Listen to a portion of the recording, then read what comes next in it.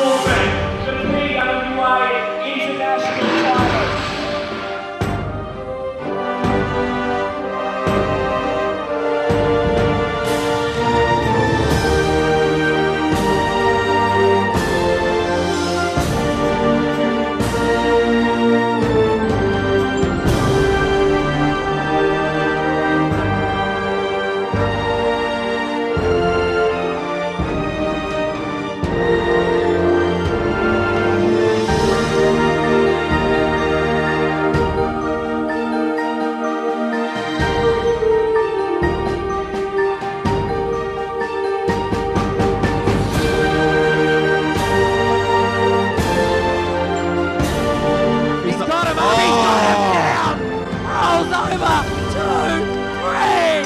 It's done, it's over.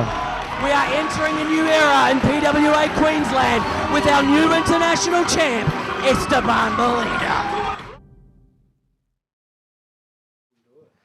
I am sick and tired of scumbags not giving us our due. I am sick and tired of the dregs of humanity looking past us. I am sick and tired of people not respecting us, not respecting what we've done, not respecting the championship gold that we carry. You know, ever since our debut in PWA Queensland, all we've been perceived as is a second-rate comedy act by people who don't know better. All they think we're good for is a bit of gang warfare, and that's why we've got the belts. You know, all the fans who come to the shows, who buy these DVDs, who come up to me on the streets groveling at my feet, they don't respect us. We're booed, we're slapped, we've been spit on, we've been attacked, we've had shit thrown at us. Is that a sign of respect? And the boys are the same, the boys backstage are the same. All I hear from them is them spewing their hatred, spewing the garbage, trying to tear us apart, trying to drive a wedge between us, because they think if they do that, they're gonna get our gold. But no, no, no, no, no. No, it's not gonna happen. It's not gonna happen. Last month, despite the fact that we hold all the other gold in PWA Queensland and PWA Underground, we were overlooked for the main event 6-man title match for the international title. We were overlooked, despite the fact that we hold all the other gold, We're proven entities. Unlike some of the scumbags in the match who haven't even wrestled in PWA Queensland before, you know, we're proven entities, we're the future, we are the future. And you know, but no, you know, scumbags held a grudge and we were snubbed. You know, I vow right now that the Nightmare Assassin Squad is not gonna take this shit anymore, so I am giving Esteban Molina fair warning that we are coming after him and we are coming after his belt. Nobody will stand in our way. And if anybody tries, I don't care if it's that son of a bitch Mason Childs, I don't care if it's that spastic looking coyote, I don't care if it's that retarded goofy Mark Davis, dirty old Adam Bruiser, James Blade, Johnny Squared, Ash Wright, I don't care who it is. I don't care who it is. They will not get in our way. We will leave a trail of bloody and battered bodies in our path if we have to. We will not stand down. We will not stand down. We will get all the gold. You know, earlier I said we are the future, but no, we're not the future. We're the right now. Esteban coming to the ring by the beautiful Sara.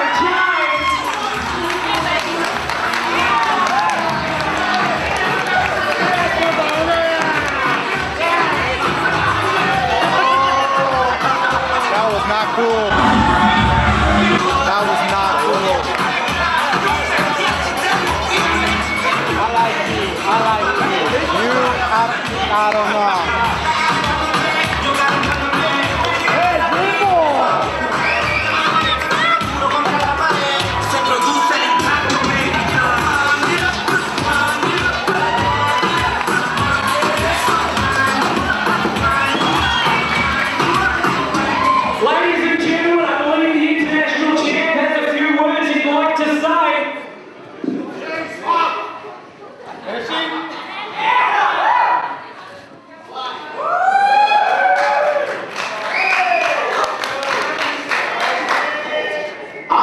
I'm just out here because I just want to thank all of you, because if it wasn't for all of you coming every time, every night, I wouldn't be champion.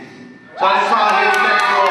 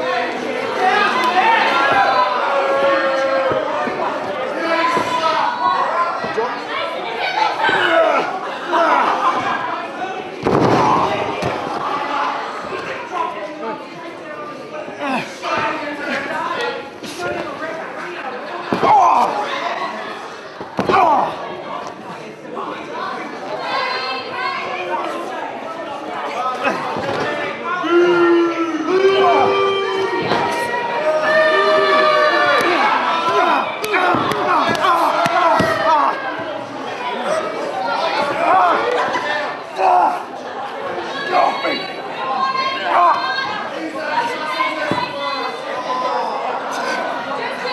Get off me! Get off me!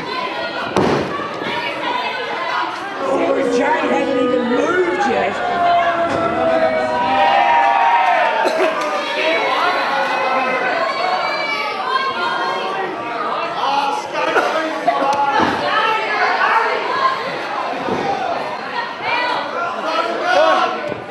Come get me.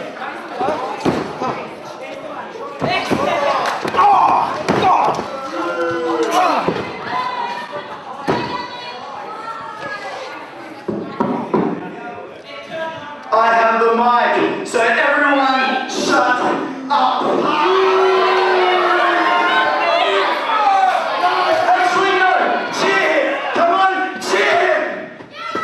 Cheer. Everyone has been asking why I've turned on you people, and you are the ultimate example.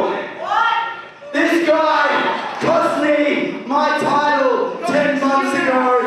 He turned on me last time we were here, tried to re-break my arm. He started with Mark Williamson. Suddenly, Nightmare goes under, and he's suddenly a good guy. He's suddenly got a kid on the way.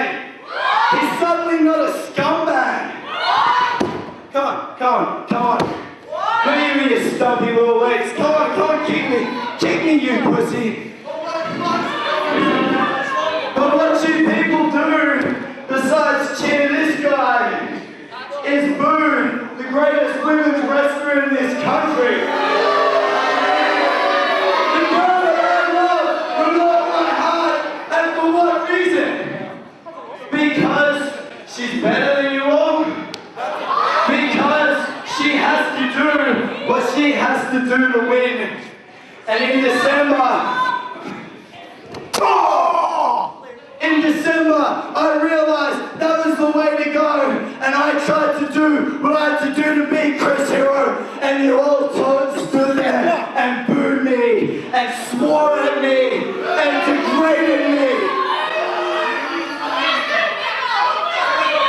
Speaking of history lessons, I know you were sitting there watching when Mark Williamson took a chair like this and smashed it into her throat unprovoked. Luckily your wife's not here tonight, because I sure as hell would like to give her a stomach breaker with a pregnant baby of yours. But since she's not, you can sit there and watch while I beat up your manager.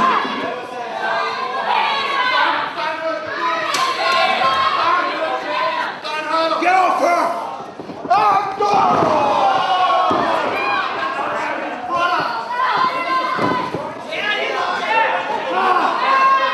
Now watch her scream you out while you can't do anything.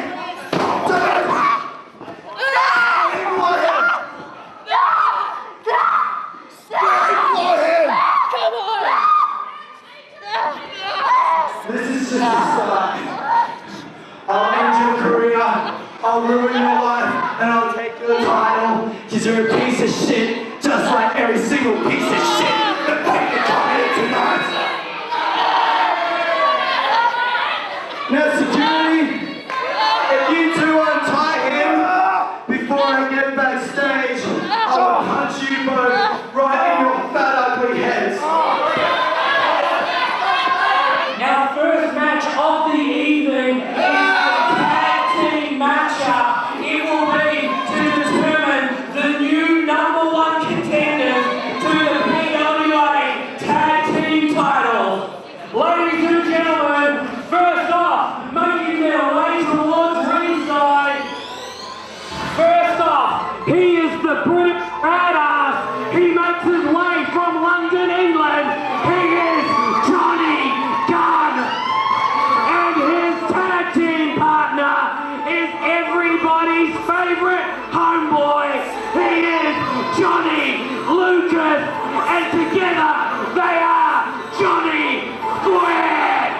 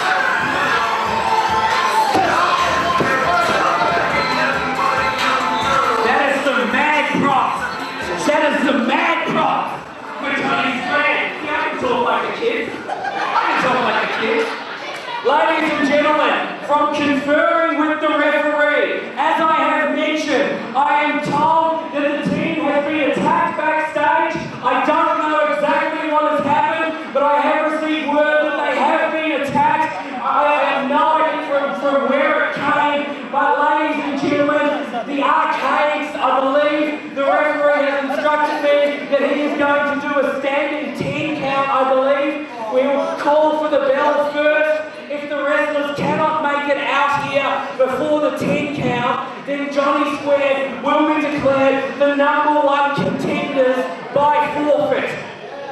Ladies and gentlemen, 1, 2, 3,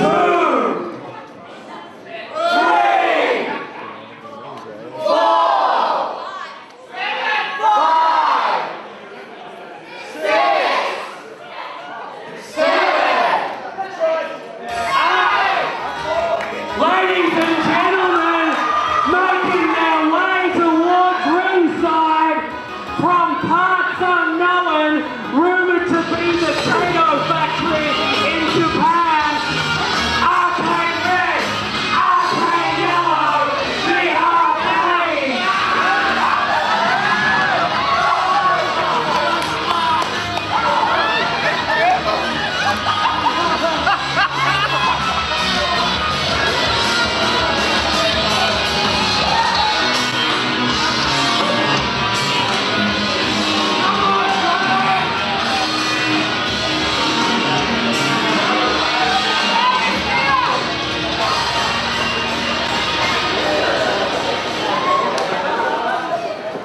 I have no idea what happened in the backstage. I was told that the arcades were attacked. Both of them out and looking fairly healthy. Obviously they were not, Mr. J. Well, I can only go on the information I get through my headset. Your sources must be very, very poor. Well, the commissioner's not here to inform me. Nick XL resigning earlier today. That scumbag, I tell you. Good riddance, good riddance. I mean, no, but, oh, look at this. Everybody's favourite homeboy, Johnny Lukas, starting this match out. That scumbag Nick XL, I tell you, he's got nothing on Commissioner St. Michael, Mr. J. Commissioner St. Michael was one of the greatest commissioners that we've ever seen. So good riddance to bad rubbish, I say, to Nick XL. Now, Johnny St. Michael, I might put my hat in the ring again for the commissionership, but we'll see, hey, we'll see. Well, I think you'd possibly be competing against me and possibly quite a few other people here in PWA. I've had the experience. Did they not see the 2 months that I was in charge? I mean, really. I think everyone remembers that. We call those the bleak months here in PWA. Excuse me. The titles changed hands, new tag team champions. What else have we got? Oh, Arcade Yellow in the ring now. Well, I should tell everybody, I'm joined here, obviously, at the commentary position by Donny. They know my name already, Donny Mr. J. Michael, obviously out here scouting talent, because the winner of this match, Donny, they're going to be the #1 contenders to face your man, the Nightmare Assassin Squad. Yeah, I have faith in my boys. My boys have got the style, they've got the grace, they've got the skills, they've got the ability to take care of business all night long. I mean, really. Actually, these arcades right now, they look very, very formative right now, I think.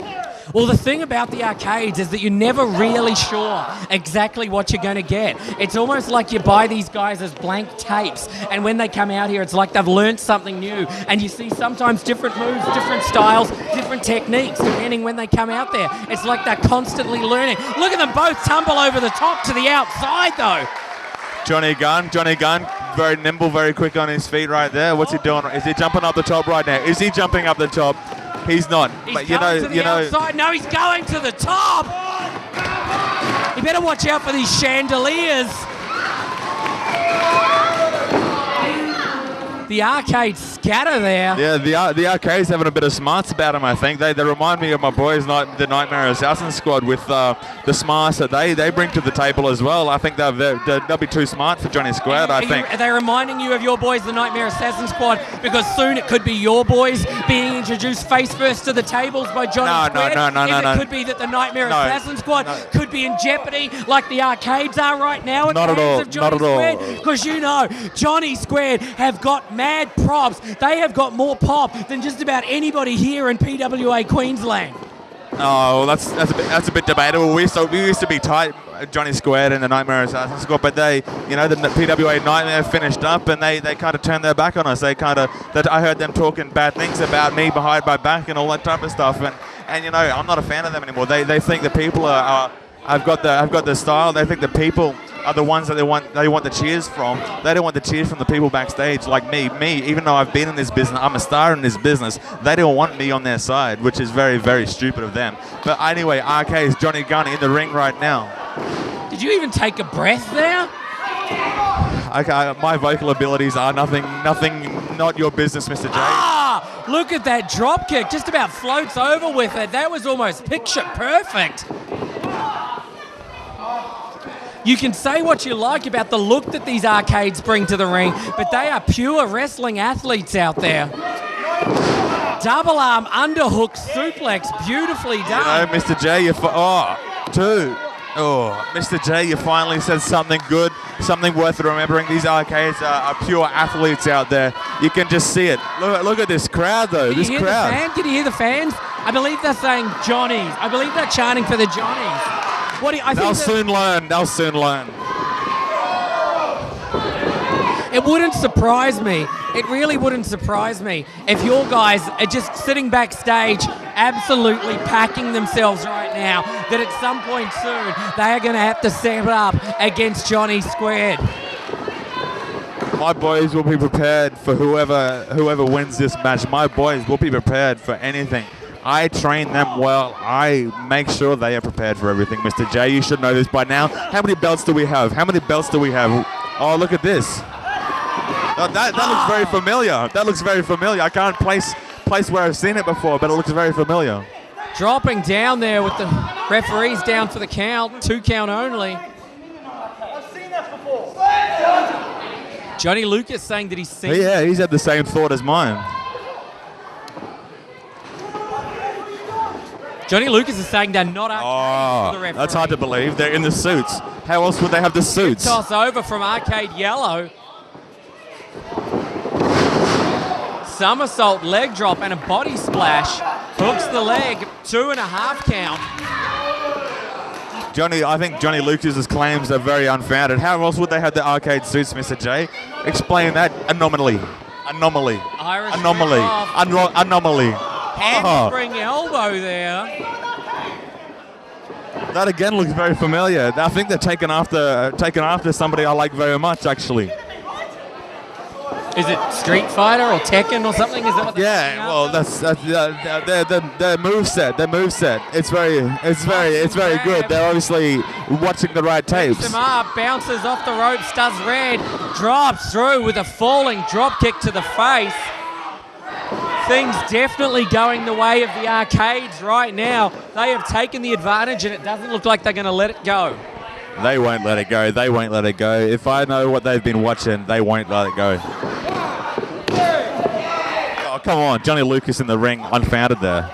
Super Mario Brothers cartoon show? Is that what they've been watching? I think so, actually. Power Rangers.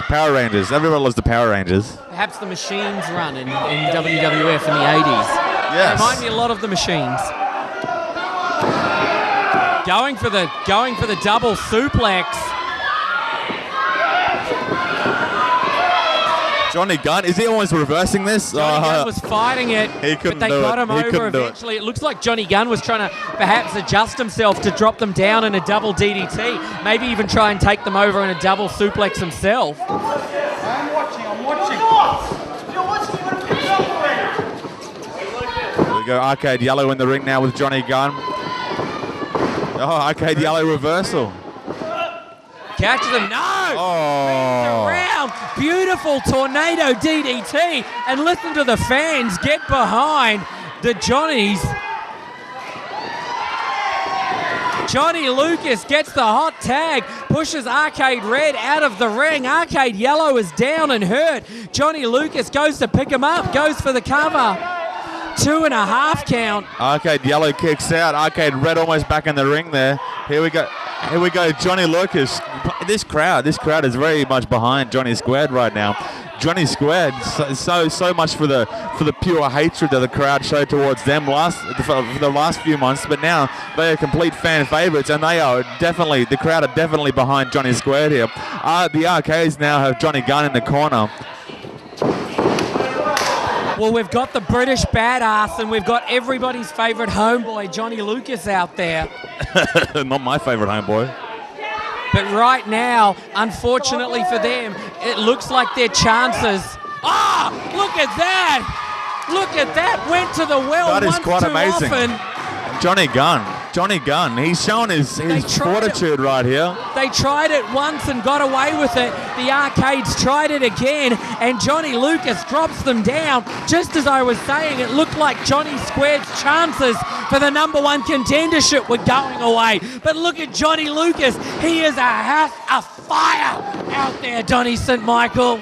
A house on fire, if you will. He's going hard right now. But, look at that. He catches them, drops them back over the knee. That is going to rearrange your vertebrae no matter what.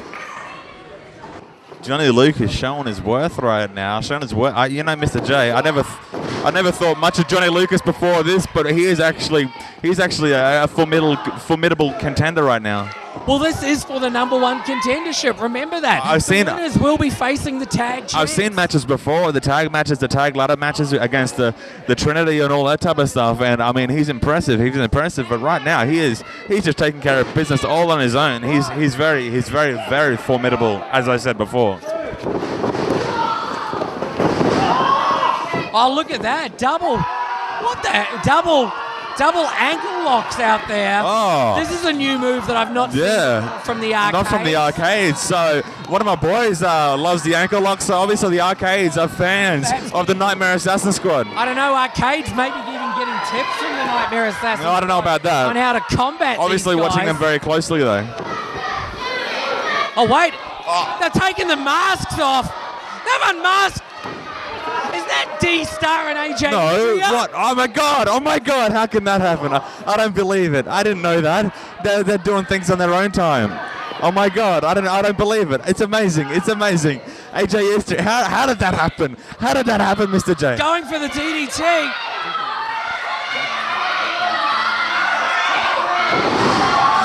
Look at that! Johnny Lukas now with the DDT. No way. AJ Istria Actually, you know what? I think it is actually the Arcades that they got masks made up of AJ Istria and of D-Star. I think what we have seen is the Nightmare Assassin Squad No. trying to get a stop They are to masks. Johnny Squared. They are masks. Arcade revealed their mask. That Johnny Lukas, Johnny Squared revealed their masks to reveal a Nightmare Assassin Squad masks of AJ Istria and D-Star. This looks a lot like AJ No. D-Star set up now.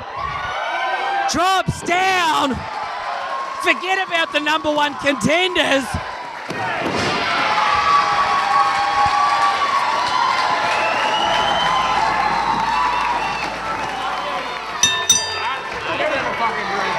Ladies and gentlemen, the winners of the match and new #1 contenders, Johnny Gunn, Johnny Lukas, the team of Johnny Squared. You have got, what the hell? Why don't we just declare them the tag champs already? They just beat the champs, Donny. No, they did not. No, they did not. What did I say? Masks. These are the Arcades faking to everyone that they are the Nightmare Assassin Squad. They're trying to bring down the Nightmare Assassin Squad in everybody's eyes, but no way could Johnny Squared beat the Nightmare Assassin Squad, just like they beat the Arcades tonight. The Arcades. Ladies and gentlemen, I think what we have seen is Johnny Squared go one up against the tag champs.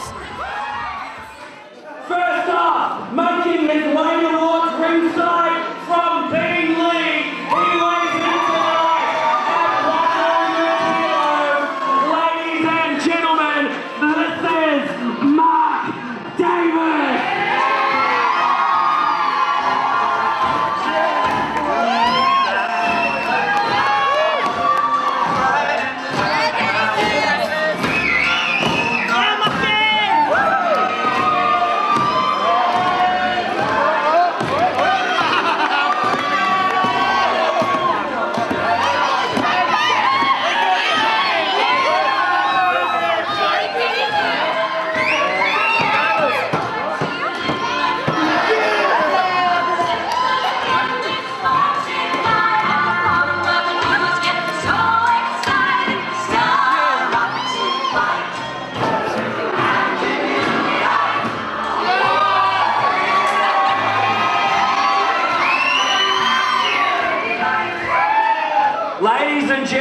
For those of you who weren't in attendance in our Fortitude Valley show, we had a 6-man match for the international title.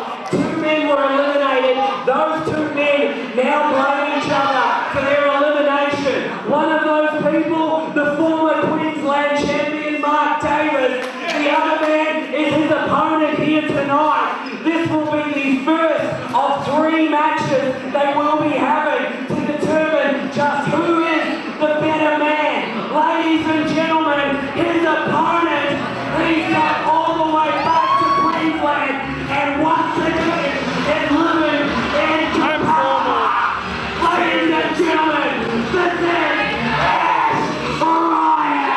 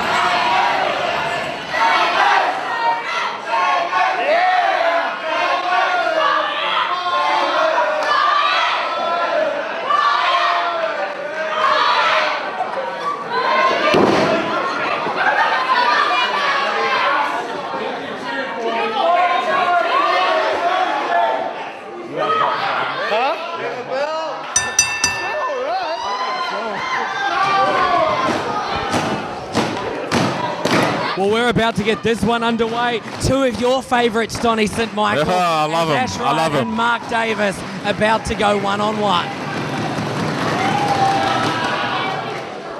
Of course, obviously, I love this. I love this. It seems like there's a bit of a rift between 2 of PWA Queensland's fan favourites, and Ash Riot have a heated history with that piece of shit.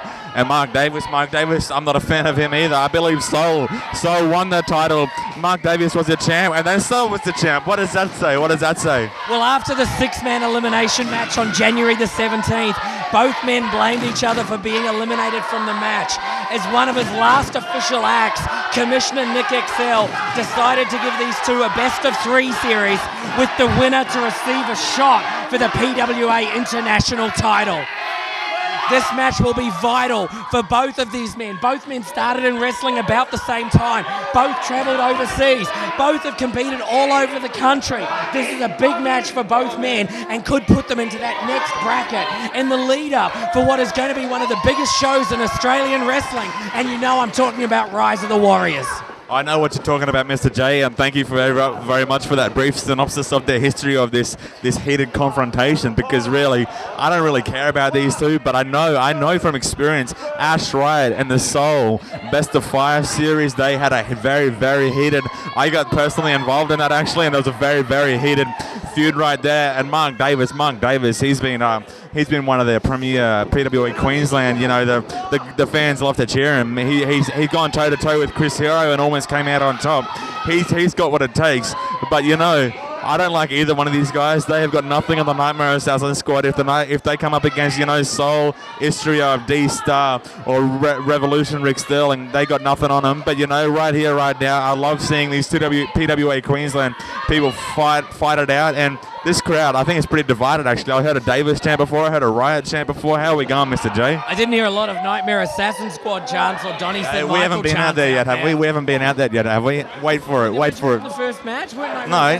What did I say before? Masks, all right. Big arm breaker there now. Mark Davis twisting over with it, working down on it. Ash Riot comes out. Wrist lock now, twisting down, taking Davis down. Davis certainly with the size advantage, the power advantage. Ash Riot with the stamina. Ash Riot definitely with a speed advantage.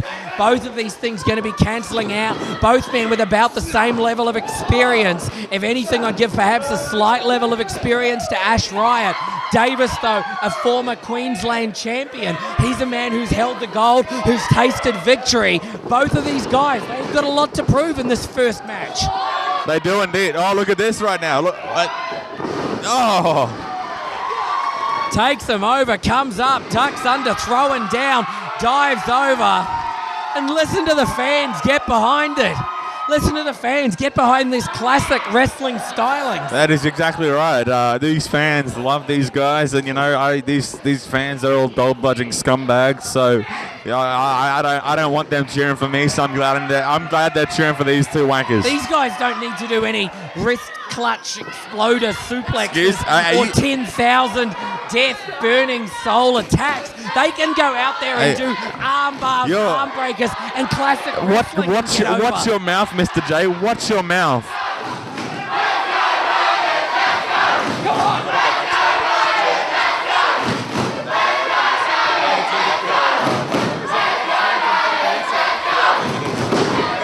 It's almost like that the chant changed there for a second. In 1 minute it was Let's Go Riot. The next time I was hearing it, it was Let's Go Davis.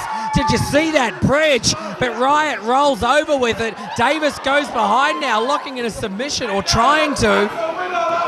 No, now he's rolling through with it for the pin. 2 count only. Once again, I've said it before, I'll say it again. PWA Queensland is not only where Australia comes to wrestle, it's where the world comes to wrestle. These guys both have had international experience. We've got Roger Ventura from New Zealand here tonight as well. That's exactly and who right. knows what international talents we'll see at Rise of the Warriors this year. I'm sure there'll be many, but you know what? These two guys, you're right, Mr. J. They have had international experience. They were in Chikara Pro with Look Chris at that Hero, with uppercut. Loki. They were over there. 1, 2. No, Riot hasn't got it yet. He hasn't got it just yet. And what's more, you want to talk about international exposure. What does it say about PWA Queensland when the lead singer of Motorhead volunteers to be our referee? Exactly right. I mean, who doesn't love Motorhead? We got Pop. He came here. I understand that Lemmy is thinking of doing a theme song, especially for one of the stars of PWA Queensland, because he really doesn't like Triple H either. Yeah, who does? Who does? I believe he had to cancel a Triple H Motorhead appearance just so he could come here tonight and ref this. Ash Riot up on the shoulders of Mark Davis. Mark Davis spinning him around, doing a bit of an old school airplane spin. You'd remember this from back when you used to watch the wrestling back in 72, Donnie. Yeah, of course. I've been around, you know, I've been around. Oh, look at Davis. I think Davis was about to throw up. It didn't phase him too much, though, when he comes up with a move like that. 1, 2. No, still only a 2 count. Riot's got more than that. I know from experience Riot has got more than that, all right? I know from experience. He's laid some of those... Rear chin lock. He's going old school here. There you go. Mark Davis is using a lot of old school techniques out there tonight. It's almost like he's saying to Ash Riot that he doesn't need to do a lot to beat him, that he can just use the fundamentals and beat Ash Riot. But look at that drop kick to the knee. If you want to take out the knee on the big guy, Mark Davis definitely with the weight and power advantage. If Ash Riot can take him down to the mat, that alleviates any advantage that Davis had. You know, I think they're just seeing what works with each other and seeing what takes them down more so than the other moves that they're doing. So I think it is a very even contest at the moment. You know, Davis, former PWA Queensland champion, by the way, Seoul was the champion after that. And Ash Riot, he's gone toe-to-toe with Obi Cartel. He's gone toe-to-toe with many of the different people here in PWA Queensland and in Sydney, New South Wales, everywhere else. So here we go right now. You're seeing a match for the ages. The crowd is evenly divided, I think, Mr. Joe. Ash Riot struggling to hang on. Mark Davis comes off the ropes. Oh, takes him down with, I believe, what was a forearm shot, perhaps even a rolling elbow. Either way, knocking him off the side of the ring and sending him face first into that ringside barrier. Dives over the top. Straight down. Listen to the crowd right now. Dropping all of that upper body weight, which is in excess of 100 kilos, into the frame of Ash Riot. I think the only pop that'll be bigger than that tonight is when I come out later, Mr. J, I think. You think? Come out. Not in that way, Mr. J. Get your mind out of the gutter, all right? Sorry, when I I walk through those curtains, when I walk through these curtains. All of us, Donnie, there for a second. I am not in a glass closet. I am not anything like that. I thought you'd been watching a bit too much Ellen on your days off there for a second, looking for some Ellen heat. Hey, now that is a good show, all right? Big shot there. Did you hear that? I heard that from over here, and I'm half deaf. It reverberated. Does that patch over your eye affect your hearing as well? Yeah, it does. Have you also got one over your ear now, perhaps? Hey, Mr. J. Is it sweating? Mr. J, I don't question the medical advances these days, all right? I don't question anything about that. I just do what the doctor tells me. Mark Davis now picking up Ash Riot. Big body slam. Bounces off the ropes, drops down.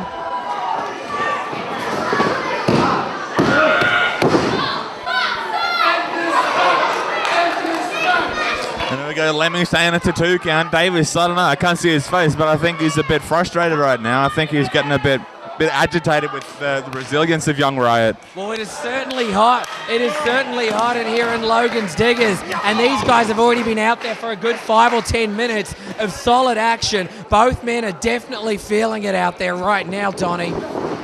Irish whip now. You don't think he's setting him up for the... Christina Aguilera. Riot follows him out with that big knee in the corner, rolls him down. Big Oh my God. DDT, full force, dropping with not only his body weight, but the body weight of Davis right onto the top of his head. That is going to compress the vertebrae.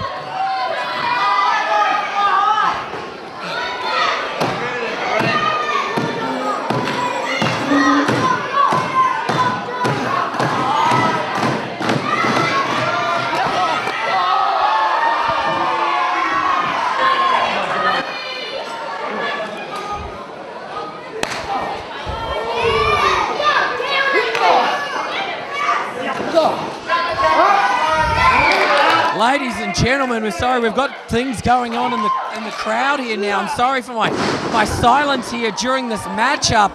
We've actually had a patron faint here in the venue. The heat is intense.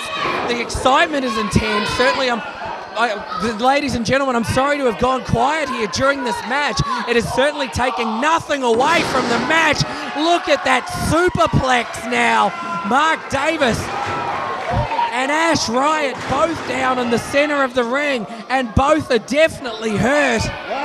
That's exactly right, Mr. J. Yes, one of the fans here at Ringside seemed to have faint, as you say. I'm not exactly sure what happened, but this could have been your aftershave, Donnie. Hey, but she's been taken care of right now. So we're back to the match. Listen to this crowd right now. Listen to this crowd.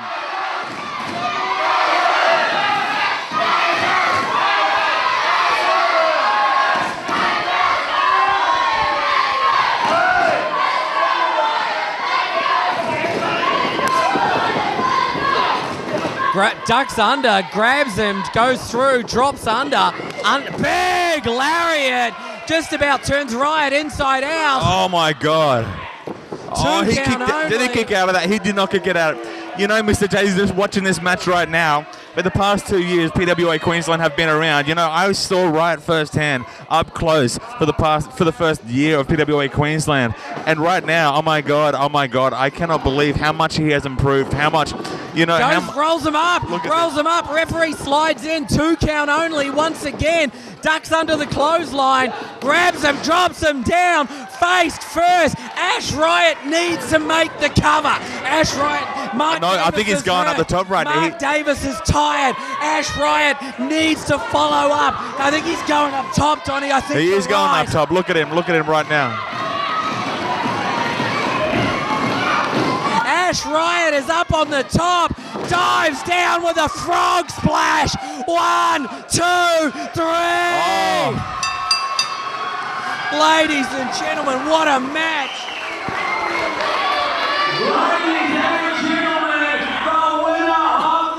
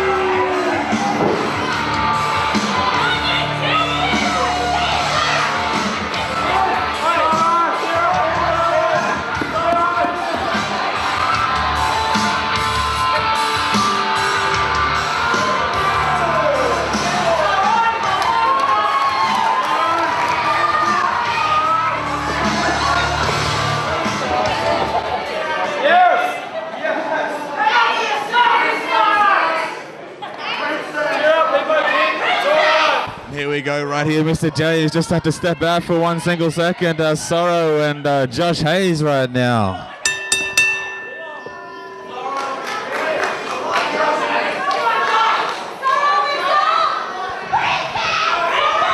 And here we go, Josh Haze, one of the young bloods in PWA Queensland, coming up through the ranks in the Dragon's Lair right now. Oh, here we go.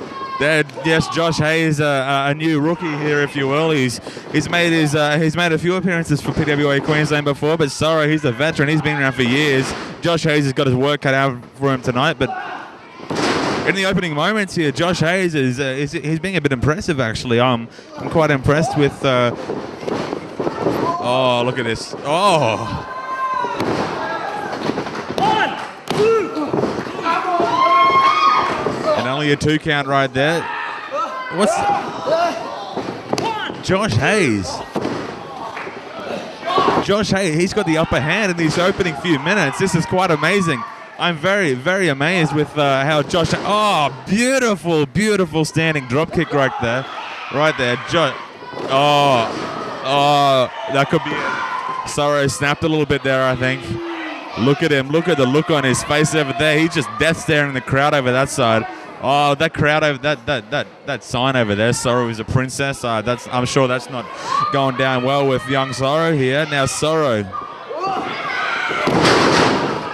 just taking care of business right now. I think Josh Haze had his moment in the sun, and now Sorrow's. I think he's had enough. He's just gonna take it from here, I think.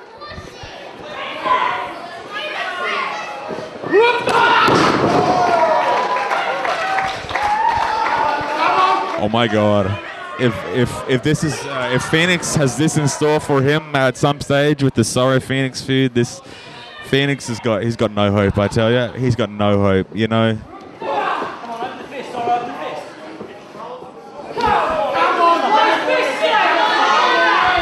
Josh Haze just looks dazed and confused in the corner right now. Sorry, backing up. Oh, big knee to the face right there. A big knee to the jaw. Josh Haze just looking down and out. He came out firing, but he's just got nothing left, I think, for Sorrow. Sorrow, former PWA Queensland champion. Sorrow, former part of the Trinity, but Sorrow's got too much for Josh Haze. Thanks, Donnie, for turning my mic off. I've been talking for 20 minutes. Didn't even know my mic was off. We've got it going on. Sorrow taking the advantage, probably unsurprisingly, at the fact that this is only a recent graduate of the PWAQ wrestling school. Sorrow has been a man on a mission since turning his back on his Trinity compatriot. Sorrow is a man who is out to tear apart the youngsters, the rookies, the underlings of PWA Queensland. And unfortunately for young Josh Haze, that is him tonight, and that is exactly what Sorrow is doing to him.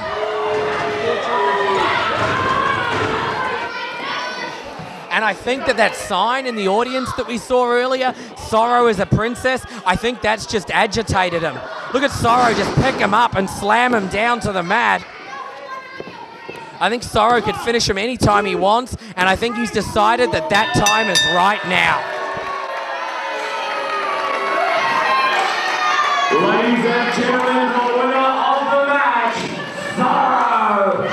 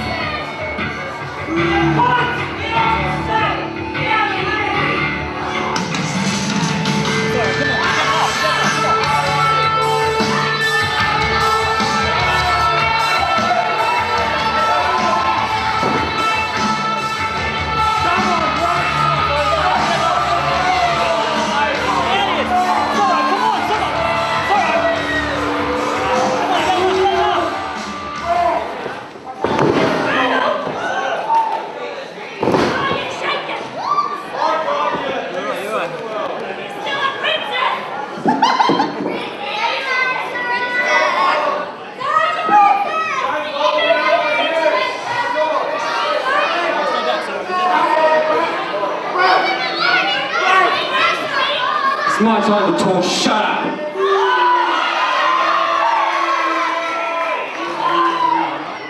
this little transformation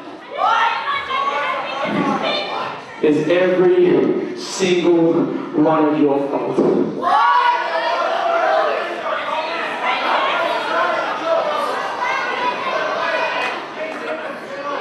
You people cost me my Queensland title.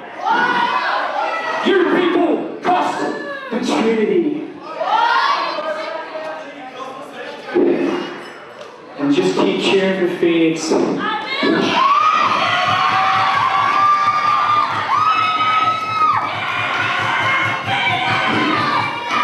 right, just keep cheering for Phoenix.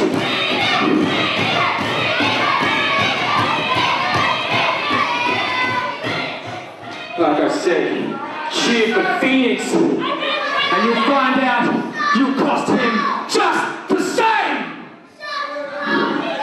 Tonight's Rumble, I'm gonna hurt you, Phoenix. I'm gonna hurt you real bad. Just for your fan. This match is for the PWA Underground title. First off, making his way towards ringside, he is the challenger. He makes his way to ringside from the ashes of past unknown. This is Phoenix.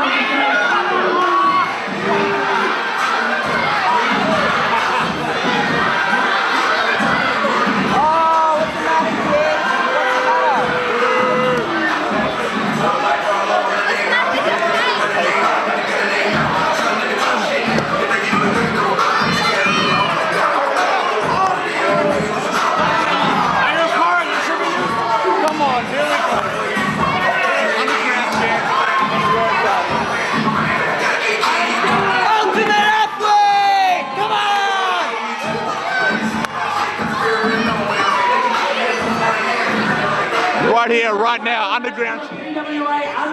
AJ Istria. 30 minutes to a finish. Right here, right now, exactly right. Watch it, watch it, alright? Watch it. Where's your belt?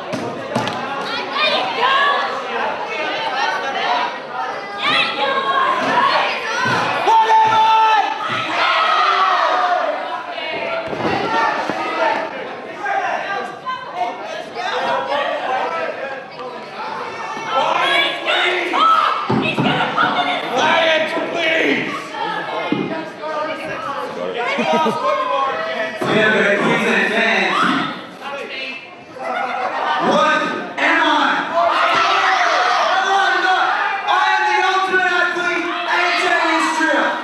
And last month, I defeated Obi Cartel, and it didn't take me 500 kilograms of fat to do it.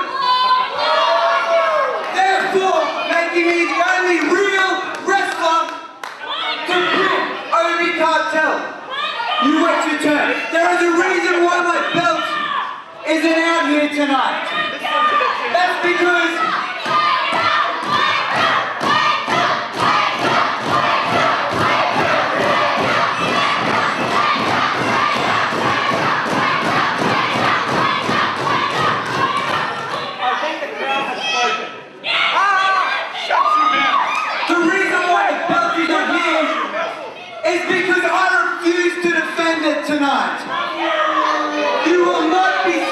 title match, and because the reason why I'm doing this, because since I became the man, and defeated Carlo, that's it. I'm not going to continue to talk until you all shut up.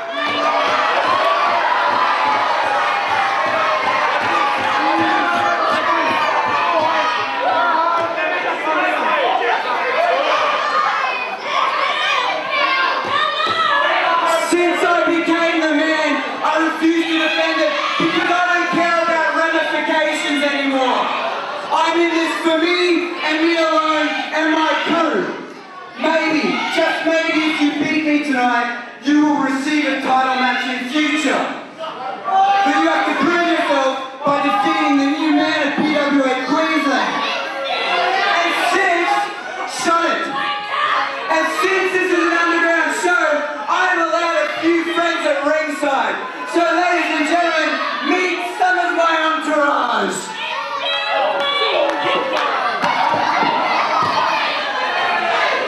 D-Star and Tamari, the Taranaki Terror, both accompanying AJ Istria to ringside. That is certainly breaking things down and putting a whole different slant on how these things look now.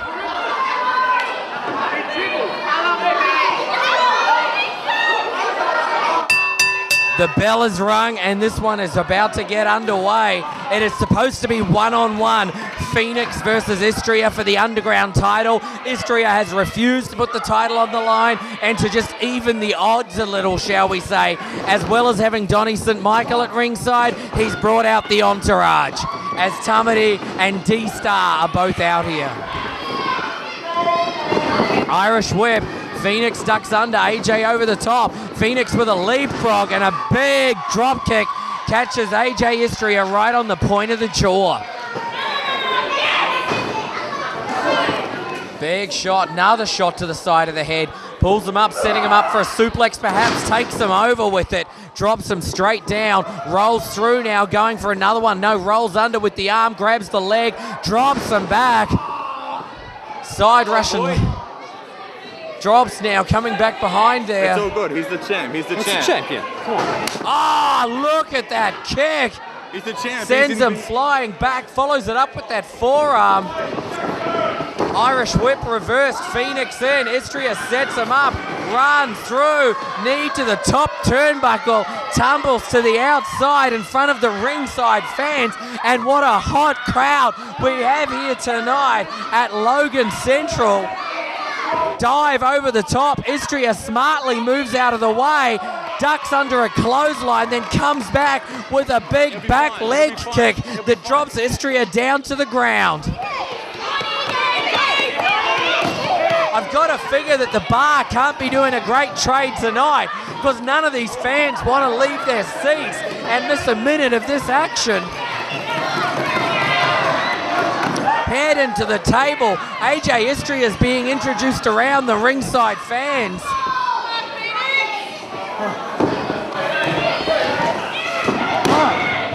Goes for the cover, 2 count only. Istria has got to be happy that it's not a title. Well, I don't know if it is a title match or it's not. We don't even have a commissioner at the moment. Hanging him up to dry on the top rope like he's yesterday's laundry. Bounce it up onto the set, slingshots him off, drops down, Istria moves back out of the way, and Phoenix comes down and drops the knee down to the mat. Neither man is going to appreciate that miscue from me. Drops down with the elbow to the knee. Phoenix now in trouble, and I guess that's what happens sometimes when you go for that high-risk maneuver. Phoenix now to the outside. Donnie picks him up. The Taranaki Terror is going to town. He's about as big as Mount Taranaki out there. Throwing him back in the ring. Donnie St. Michael even had the jacket off there. Knees in the corner now. Tamari looking mighty pleased with himself. Chop from the Ultimate Athlete.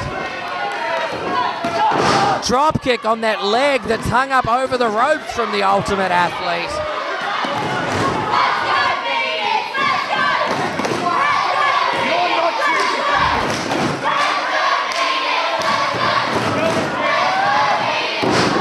Oh, drops him down, knee first into the mat. That is not good news for the knee of Phoenix. AJ Istria has picked a body part, and it looks to be that left knee, and he is going to town on it. He is trying to take away the high-flying attributes of Phoenix. He is trying to take that knee. He is trying to pop that knee. This is exactly the modus operandi that you would expect from the Ultimate Athlete.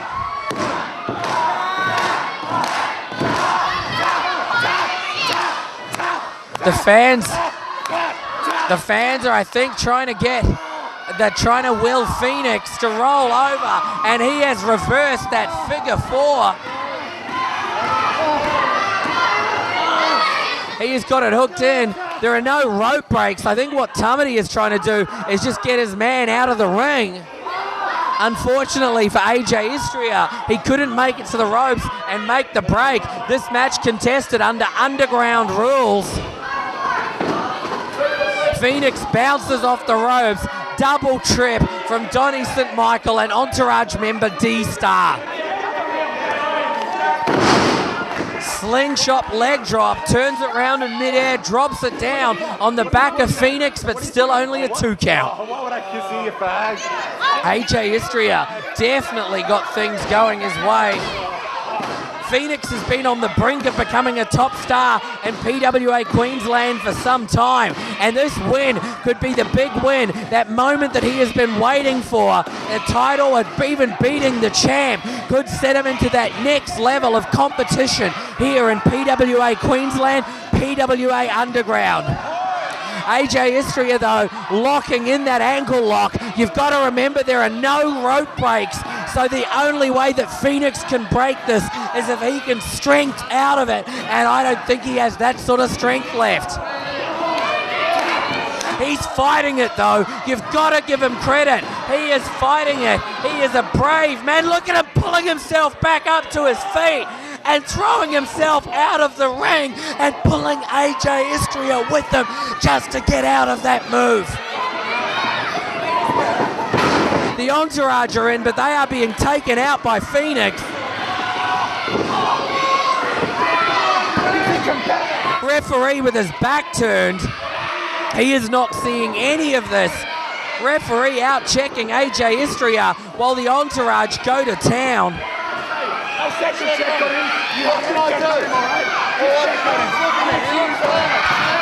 What the hell is the referee doing? Turn around! Oh. The Entourage not only getting involved, they were tearing Phoenix apart. Running dropkick into the corner, drops down, rolls him over, goes for the cover. Oh, 2 count only. I thought he had him there.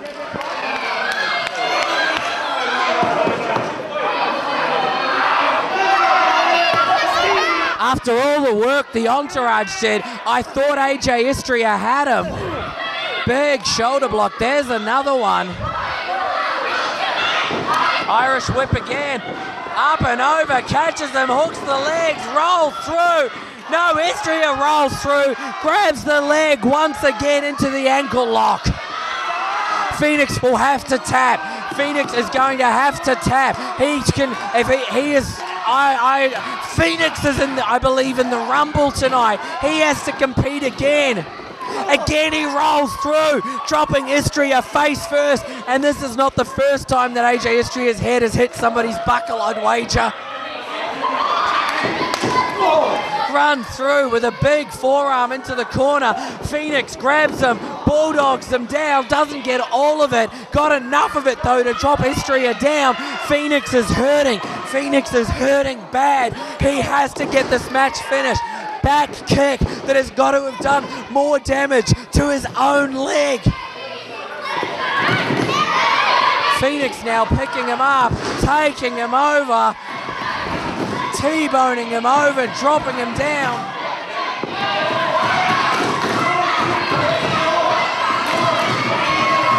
Now Phoenix climbing the ropes. He's up to the top.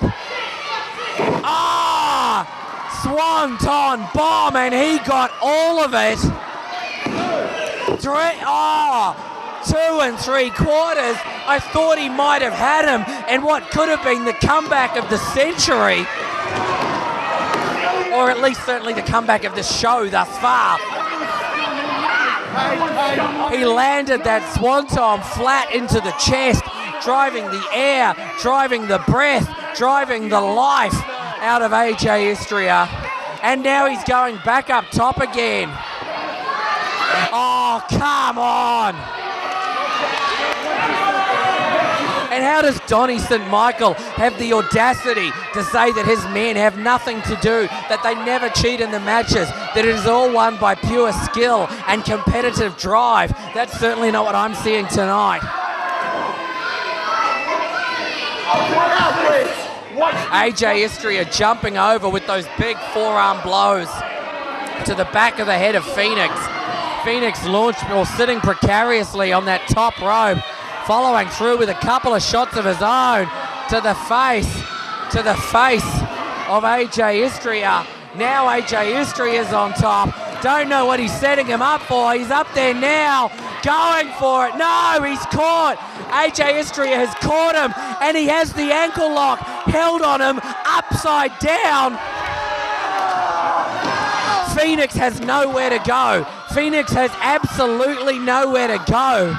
And look at that leverage that Istria has. And Phoenix is tapping. He had no choice. Phoenix had absolutely no choice but to tap. Ladies and gentlemen, the winner of the match as a result of a submission, the ultimate athlete, AJ Istria. Ladies and gentlemen, our next match is for the AIWF Commonwealth title. Let's bring the wrestlers out.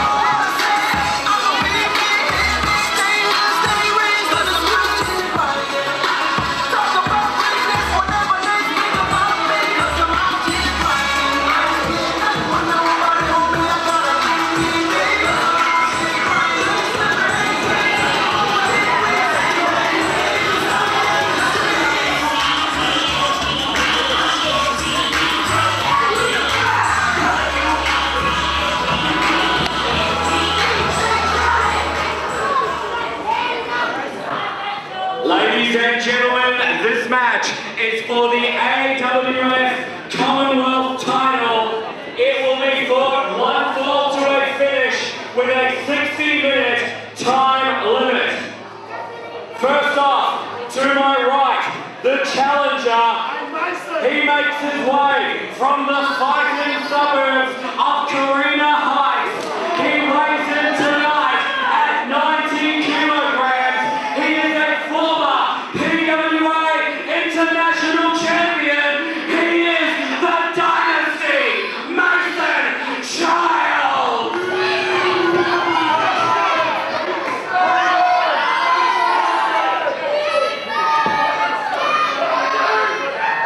His opponent is the current reigning and defending AIWF Commonwealth champion. He weighed in this morning at 75 kilograms. Born in Africa, he now resides in Auckland, New Zealand. Give it up for Roger Ventura. This match, 60-minute time limit, one fall of submission to the finish, and the belt is on the line.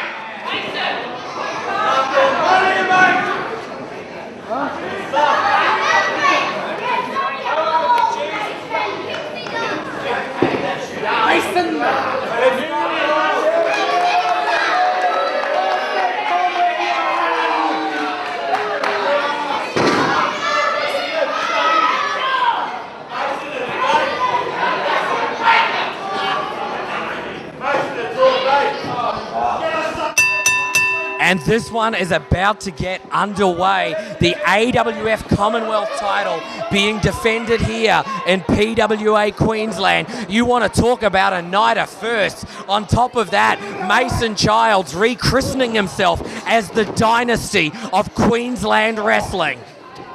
Both of these men certainly no stranger to each other.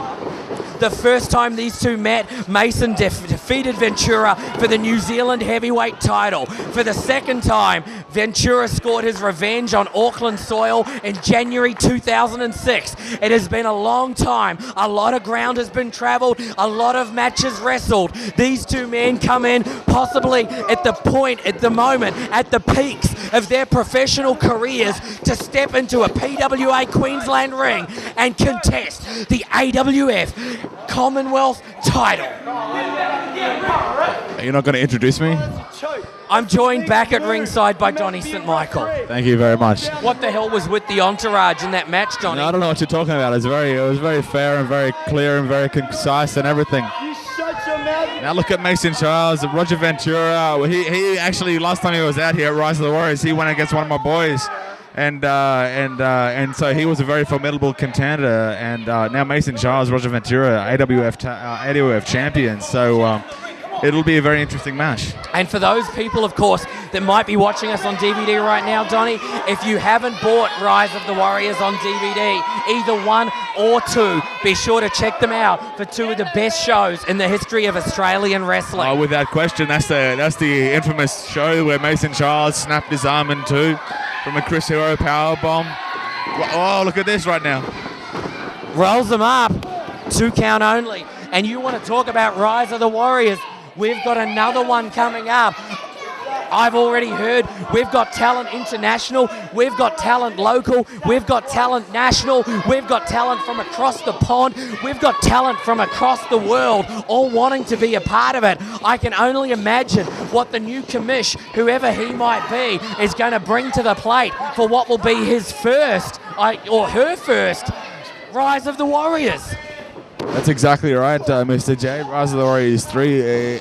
Rise of the Warriors has proved itself as a tournament. It's proved itself as an event that it's the place to be in Australia in that weekend in May. And this the third one, no doubt. It might be the biggest. I've heard some of the names rumbling about, and they're pretty big names right there, Mr. J. But right now we've got Mason Childs, Roger Ventura in the ring right now. Roger Ventura is currently on the ropes.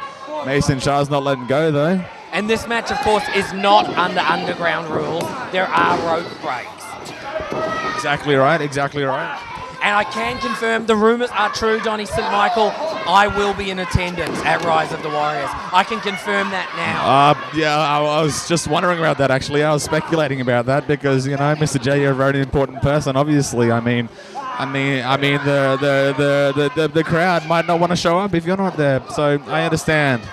Roger Ventura taking Mason Childs down, going behind, showing some... Roger Ventura, of course, no stranger to mixed martial arts competitions as well as Greco-Roman wrestling. And I think that's what we're seeing out there at the moment. Roger Ventura trying to out-wrestle, in the classic sense, Mason Childs. Mason Childs, though, grabbing an arm and almost shooting on him there, grabbing the arm, going up with him. And I'm using shooting in the old school sense and taking the arm part and just wrenching back on it and trying to take him out straight away. Actually, Mr. J, I'm not sure if you mentioned in your opening remarks, but it was a good 3 or 4 or 5 years ago that Mason Childs travelled to New Zealand, actually defeated Roger Ventura for the IPW New Zealand Heavyweight Championship. And Mason Childs was undefeated that night, and that was years ago right now. So this is a rematch that many people in New Zealand are looking forward to. Oh, look at that right now. Beautiful drop kick. The second time these two faced, though, Roger Ventura came up on the winning end. So this match is actually the third. Both men with 1 win apiece. That's a lot to go out there, especially with somebody with the size of the ego, the size of somebody like Mason Childs. Can you imagine what Mason Childs is going to be like? Can you imagine how unbearable he's going to be, knowing that Roger Ventura could return to New Zealand with bragging rights about putting away the former international champion, the dynasty of Queensland wrestling, Mason Childs. Exactly right, and you know these both are competitors that are very different from when they first met and when they met for the second time. And you know, back then Mason Childs was relatively new to the business, only a couple of years in, and so I'm assuming same with the Roger Ventura. So right now these both have had time to get their craft down to a T, and I think it's shown right now. Roger Ventura looking very fine in that ring right now. And Mason Childs, as always, former PWA international champion. Oh, look at that elbow. That's almost reminiscent of the elbows like Mason Childs drops there. Roger Ventura perhaps sending a message to Mason Childs. Mason Childs already looking hurt out there. Roger Ventura has certainly been well schooled. He's been looking at the tapes. He might have come from New Zealand for this, but he's been studying the PWA Queensland tapes. He's been studying Mason's matches from around the country. Roger Ventura has not come into this match blind. He has come into this match determined. Mason Childs sends him up over the shoulder to the outside. Roger Ventura catches him with a shoulder of his own. Going behind now, wrenching back on it. I believe almost like a rear naked choke or something there. It does look like that, actually. But, you know, I think Roger Ventura wants to make his mark on the Australian wrestling scene. He has been over was over for the last Rise of the Warriors. He plans to come back again soon. He's the current AWF Commonwealth champion. AWF, obviously, one of the premier promotions in New South Wales, and they travel all over the country, and they go to New Zealand twice a year. And Roger Ventura obviously proving his worth in the Australasian area. So Mason Childs, Roger Ventura, it's a match that has no limits, really. Well, Roger Ventura, I was certainly impressed, and I think, in fact, Roger Ventura was one of the standout competitors in Rise of the Warriors last year. Roger Ventura, if anything, has stepped up since that point. Not only is he the AWF Commonwealth champion, he's toured Australia a couple of times since. He has more tours coming up. Listen to those chops. Listen to those chops from the Dynasty. Exactly right. I've seen Roger Ventura up close, and he unfortunately defeated one of my boys, Champagne Pyro, in the Rise of the Warriors tournament in a very, very tight matchup that could have gone either way, because Champagne Pyro is without question one of the Australia's best. But Roger Ventura is proving his worth. He's making his mark on Australia. Look at Mason Childs right now. Look at Mason Childs. I can't say that I admire Mason Childs' tactics, but I certainly understand what he is doing. Roger Ventura, well known for that vertical leap, well known for getting the spring out of those legs, those high-flying moves, and well known for his kicks.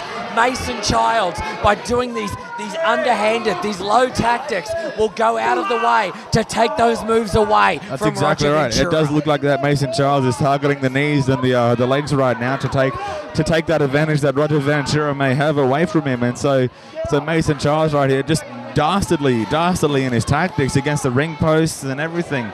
He's truly changed his stripes since the lovable Mason Childs when he was the PWA International Champion of last year before the feud with that piece of shit Mark Williamson.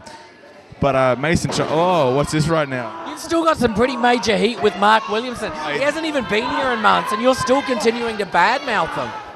He deserves to be badmouthed every single month, every second I'm on the microphone, because that piece of shit does not belong in PWA Queensland. If he ever comes back, there'll be trouble. So suffice to say, you won't be a part of the PWA Nightmare tapings that are upcoming. I don't know what you're talking about, Mr. J. Oh, look at this right now, Mason Childs. Roger Ventura getting to the right. It looks like he's almost there, but he's struggling. He's got it. Even with the time difference, making it a struggle for him to reach that extra time, Roger Ventura makes it to the ropes. I believe Roger Ventura actually only got to Australia earlier today.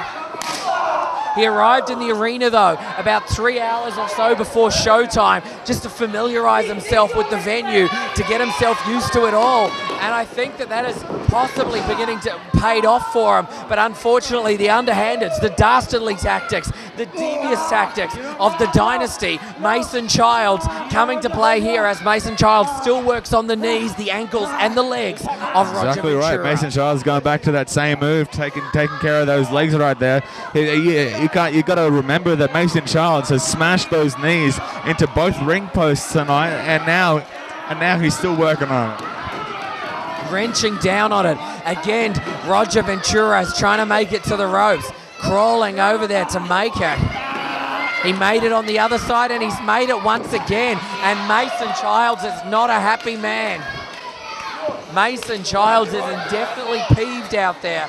Mason Childs has been frustrated in his attempts to win back the PWA International title, so perhaps he's setting his sights instead on the AIWF Commonwealth title. And Here we go again. How many different leg submission type holds can we see from Mason Childs? See him bring out of the back. We said it earlier, these two men have faced each other before, but neither man was as polished. Neither man had as much experience. Exactly right. Neither man was the wrestler that he is today, now stepping into the ring. Both men have amassed a huge resume since those first two encounters. And it's a test. It's going to be. Roger Ventura has been to the United States. He's trained under Booker T. Mason Childs obviously trained under Chris Sara, has wrestled Chris Sara many times, and they're both very accomplished wrestlers in their own right. And so Mason Childs and Roger Ventura right now going at it. Mason Childs seems to be on top, and he has been for the last few minutes, I think, here, Mr. J.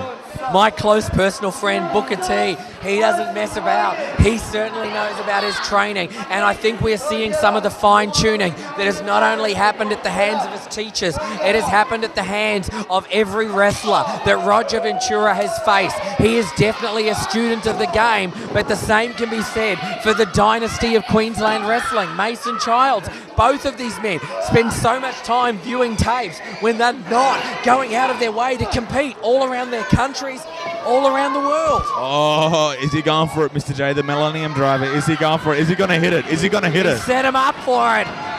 He's got him up, drops him down. No, Ventura scouted, lands on his feet. Mason Childs went over. Ventura ducks under, drops down, face first, flapjacks him down. Looks like almost Ventura, though, hurt from that move. Still favouring the hurt knees, the hurt arm, the hurt ribs from the damage that Mason Childs has done to him already.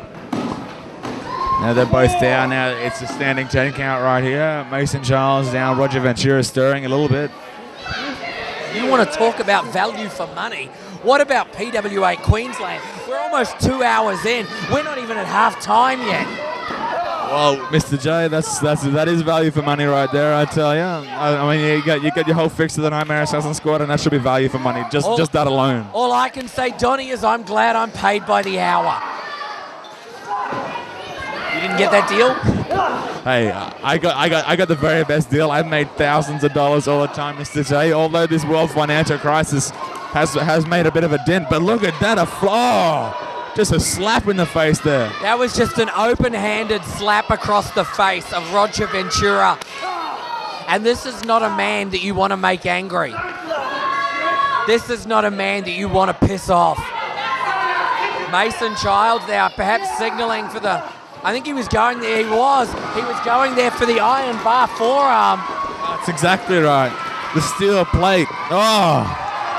But he got taken down with that kick to the head, that standing enziguri there. But Ventura favouring the knees there as well. Did you see him when he jumped up? He was limping a little bit.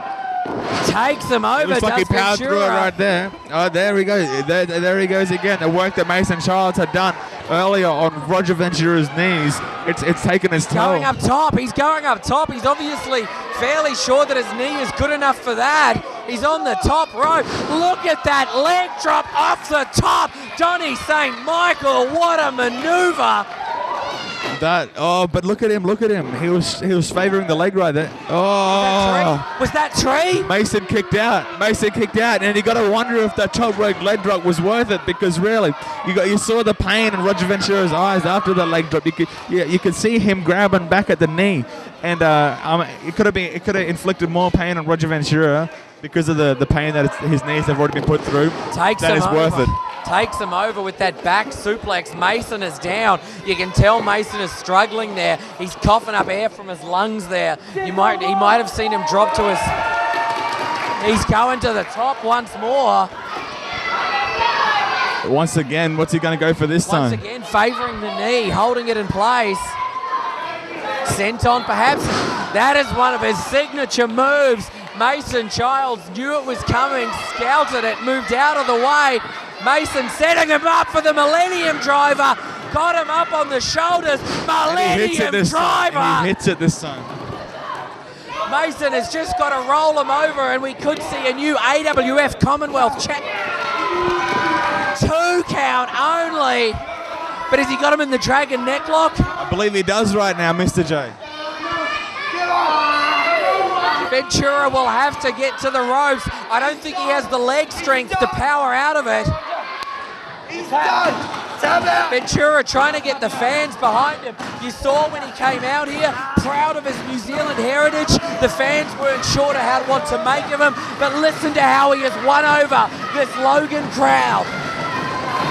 He has indeed.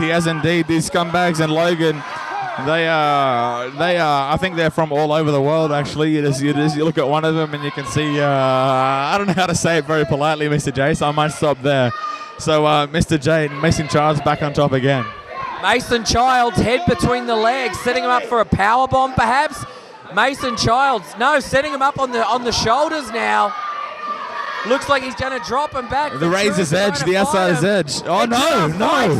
Takes him over with that Hurricane Rana from that razor's edge type maneuver of Mason. Ducks under, goes behind, rolls through for the... Two count still, Mr. J. Oh. Kicks the arm right on the scar, jumps behind.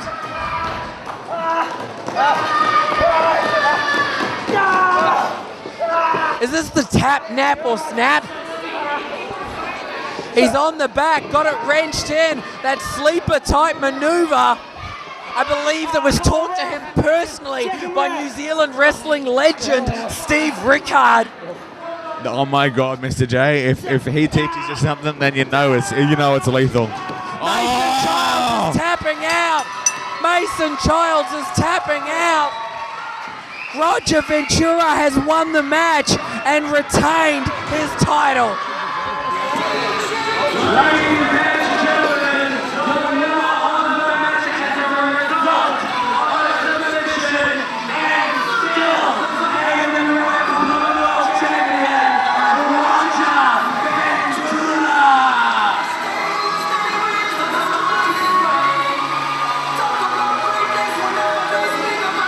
Are you ready for the PWA Queensland Rumble?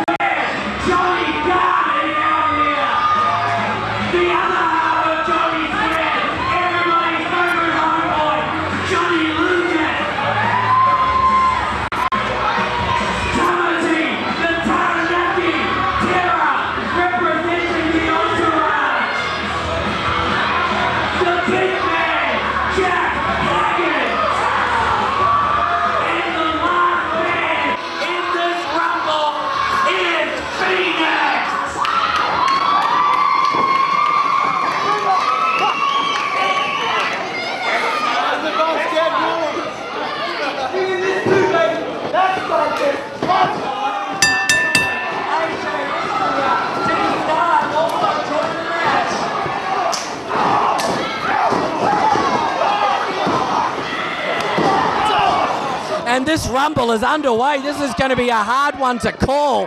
That is for sure. We have got so much going on. I believe that is about 17 or 18 men in this matchup.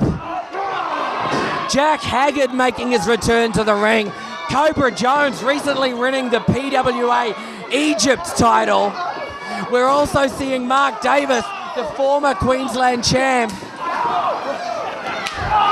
We're seeing Johnny Gunn and Ash Riot go at it. Tamati just got shotted by Johnny Gunn. I'm not seeing a lot. The matchup that I think everyone was waiting to see was Sorrow and Phoenix, but I have not seen the two of them lock up at this stage. They're just going at it now. I think Sorrow was waiting on him, saw Phoenix in a compromised position and tries to get rid of him early.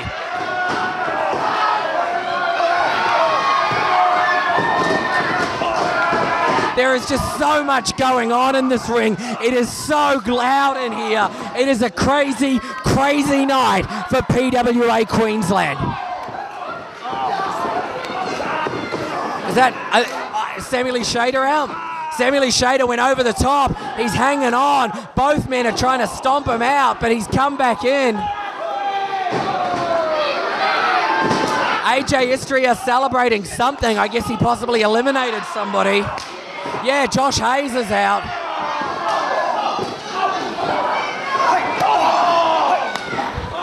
I don't even know where to look, let alone what to call out there tonight. I believe Corey J. Rush is out. Joe Gold is out as well. I think Joe Gold not happy about his elimination. They're trying to pick up Jack Haggard in there at the moment as well. Is Sammy Lee Shader. That's no mean feat.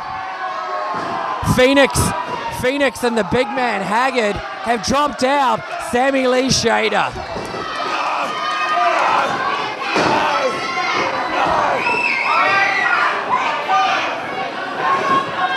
What is Joe Gold doing with that baby oil? What the hell is that about?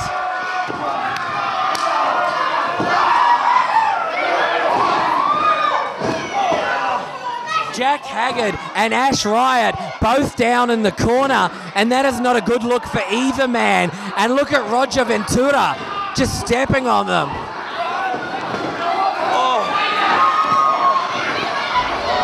Was that Istria out? Istria looks like he's going out. I believe D-Star is already out. Istria just got caught by D-Star and then pushed back in the ring. Jack Haggard out over the top, clotheslined over the top rope.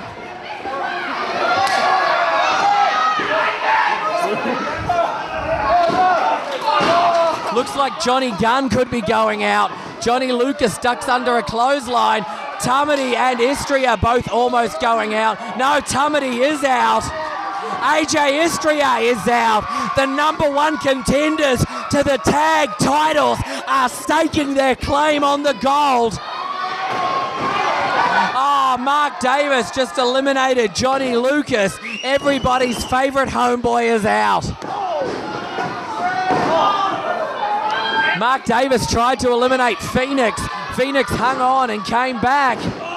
Jack Haggard got eliminated. He's already at the bar. Roger Ventura is out.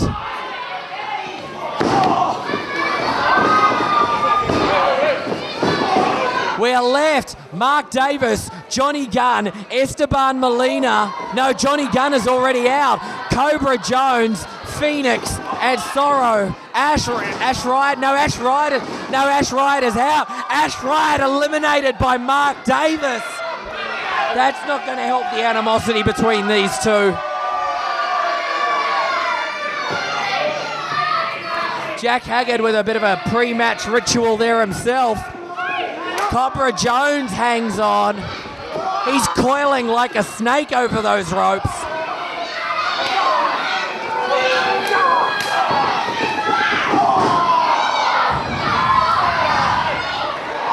Esteban taken up, throwing over the top.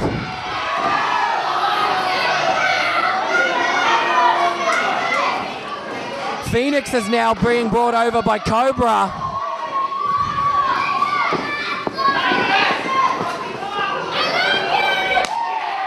Big shot across the chest of Cobra. Cobra's whipped off into the corner. Mark Davis runs in with a big, powerful forearm. Big back chop. Big drop kick now. Esteban Molina, I believe, eliminated from this match as well. Johnny Gunn finally leaving the ringside area. Cobra Jones. Is Cobra Jones out? Is Phoenix out? Cobra Jones is out. Phoenix is still in.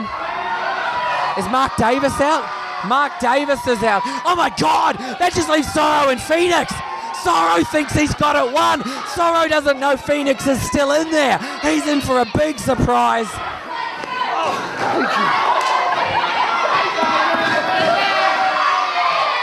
Phoenix and Sorrow one-on-one, almost a rematch of what we saw at the Valley Fight Night, only what we saw there was a sneak attack on Phoenix by Sorrow. Look at them go head to head. Sorrow goes down hard. Phoenix pounding him with those big right hands. Irish whip into the big drop kick, takes him down to the mat. Picking her up by the head, kick to the midsection, shot to the side of the head. Looks like that was almost a knuckles across the eyes. Phoenix is throwing out. 1 foot, only 1 foot touched the floor. Both feet have to touch the floor for this match to be over. Only 1 foot match. He dropped him down.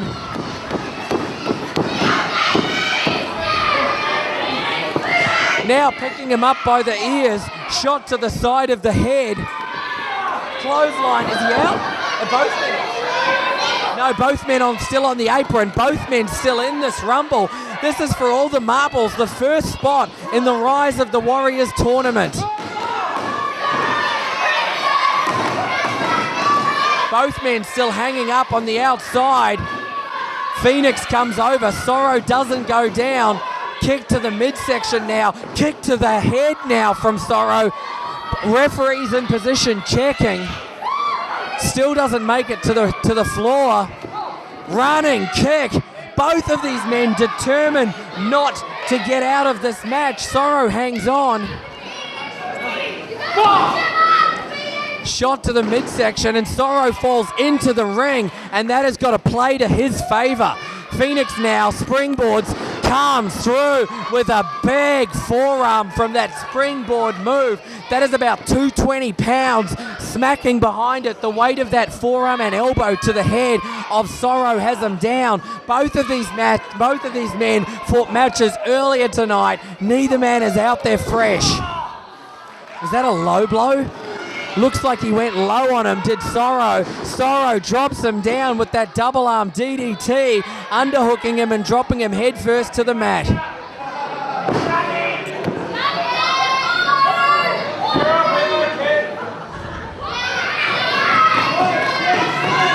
Both men staggering back to their feet.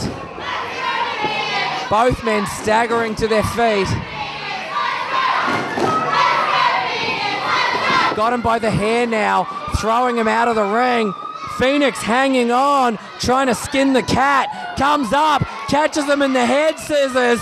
Phoenix has him up there looking for the leverage, taking him down with the falling head scissors now. Bounces off, runs through.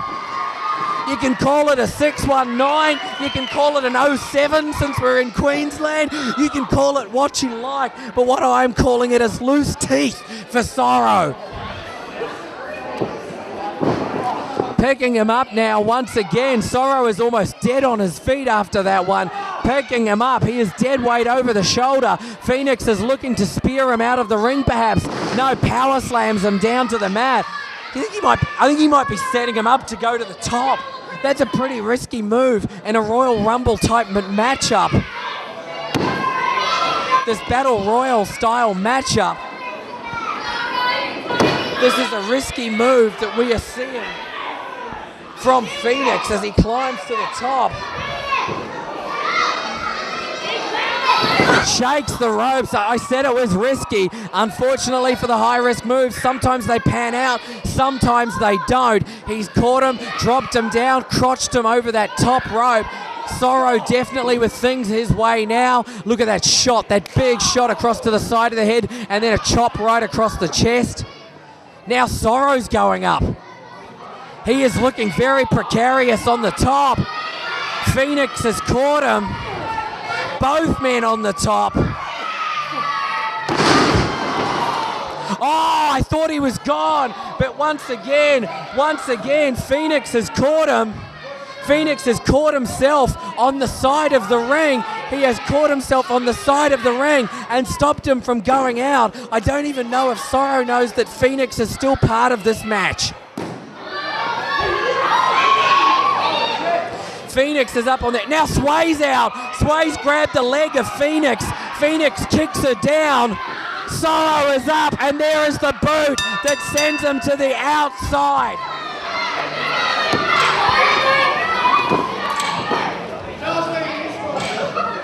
Ladies and gentlemen, the winner of this battle royal and the new first entrant in Rise of the Warriors is Sorrow.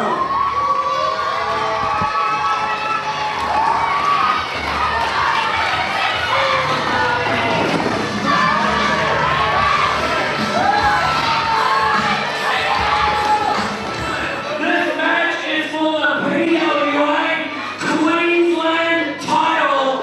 First off, making his way towards ringside, he weighed in tonight at 100 kilograms. From the Dragon's Den Dojo, ladies and gentlemen, this is the Extreme James Blade.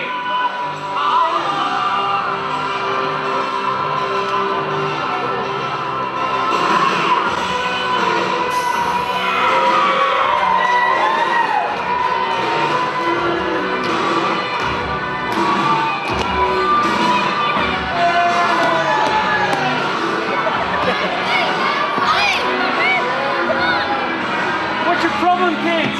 Do I look like I'm going to give you a high five? You're an idiot.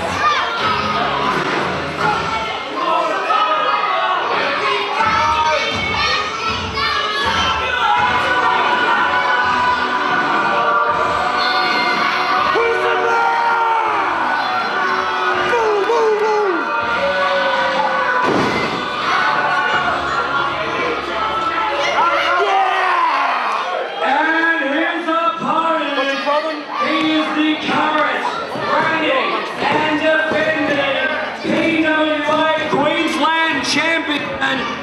He was the token ninja member of Defenders of the Earth until a slight dispute with Mandrake the Magician. Ladies and gentlemen, this is Soul, accompanied to ringside by Donnie St. Michael, who is sporting the Queensland title as well as the PWA.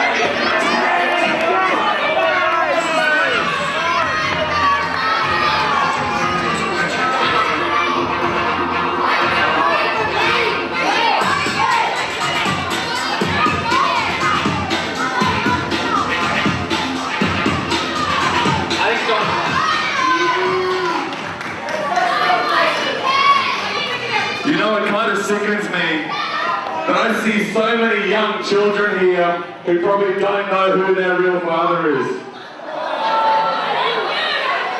You know, it's as if the mothers just gave birth to them to get the baby bonus. And now Kevin Rudd wants to give you another $900. What happened to the good old days of John Howard and Pete Costello taking care of the rich people like me and ignoring the scumbag gold-blooders like you? Now let me give this man a proper introduction. He is the sensation of the nation, a current member of the Nightmare Assassin Squad, the current PWA Tag Team Champions, and the current PWA Queensland champion, this is Seoul.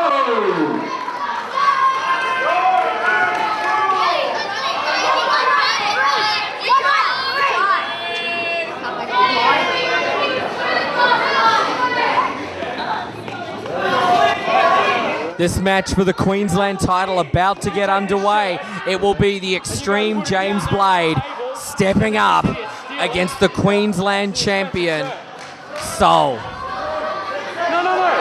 Don't you chuck it. You go down there and put it down there yourself. James Blade telling the referee that he should be taking care of his shirt. And the referee is calling for the bell. This one is underway. This is a match that I have to admit I've been looking forward to all night. I don't particularly like Seoul, but I am a fan of his work in ring when he doesn't have Donnie St. Michael running interference for him. James Blade, always one of the biggest talents in PWA Queensland and in Queensland wrestling generally. You're an idiot.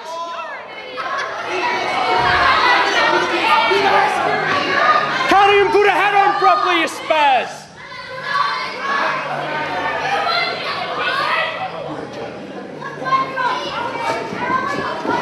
I think I'm in his head.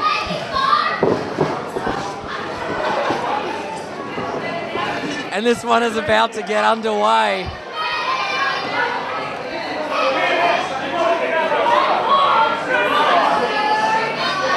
James Blade, hesitant to lock up, seems to be spending far more time chatting to the audience than he is concentrating on Seoul. Donnie St. Michael taking the time to invest some words of advice in his charge.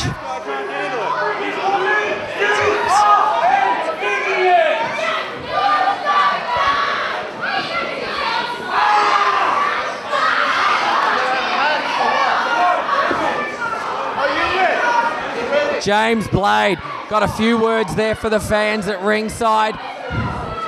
He's about to hook it up. This match finally about to get underway.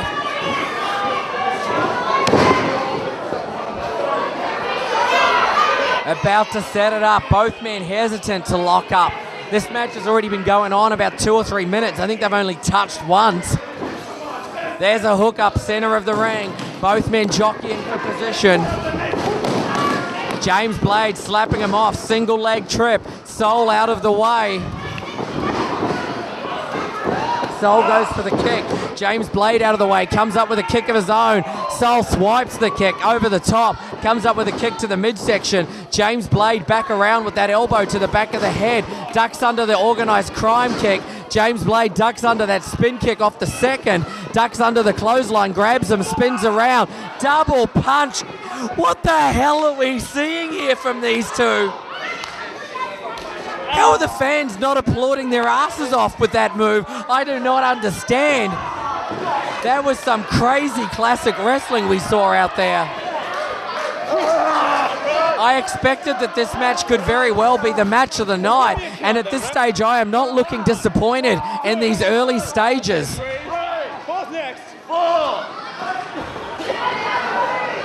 Choking out James Blade, neither man particularly favoured with the crowd here. So it's interesting to see that. I think that might be why we're not hearing a lot from the crowd. The crowd just doesn't particularly want to cheer either man. Snapmares him over, goes behind. Oh, you can hear that kick reverberate up here. And run through, dropping the knee and leg into the chest of James Blade. Covers him for a 2 count. Come on, Seoul! Come on, Seoul! Where else can you get value for money like this? We're almost already at 3 hours of action for your money, ladies and gentlemen. And look at Seoul going there for that diamond cutter type maneuver. Cut off, drop down with that reverse atomic drop and that big running clothesline, flipping him over and dropping him down to the mat.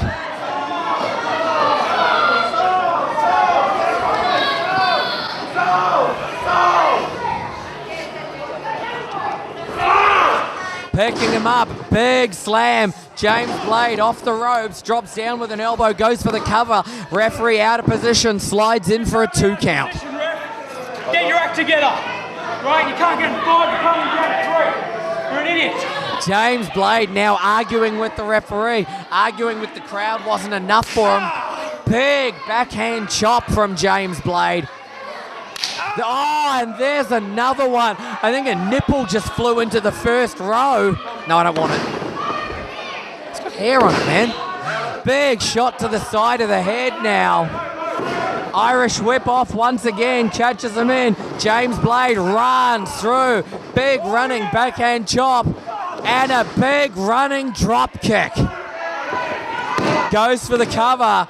2 count only. Old One Eye at ringside, Donnie St. Michael, cannot be happy with what he is almost seeing.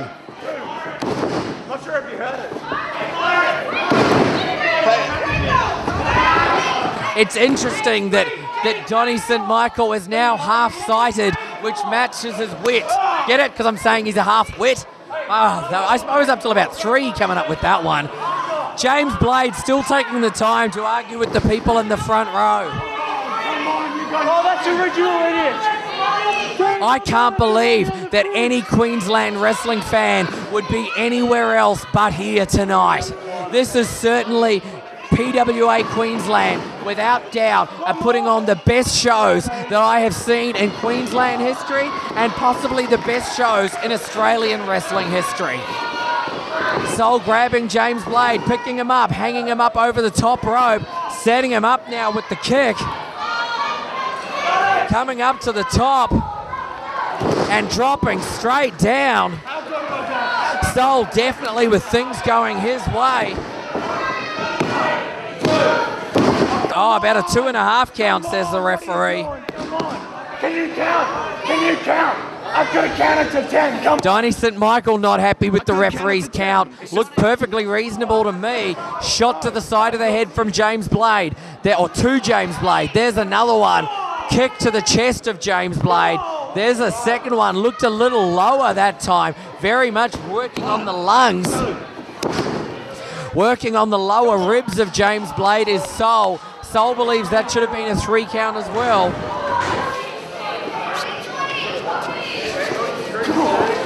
This match, it has been such a mammoth show tonight. I think the crowd is almost as tired as the wrestlers, almost as tired as my voice sounds. James Blade taken up over the shoulder, dropped out to the mat and then to the floor. James Blade is down. Soul is calling him back up. Soul is waiting for him to get back to his feet. He is calling James Blade to his feet.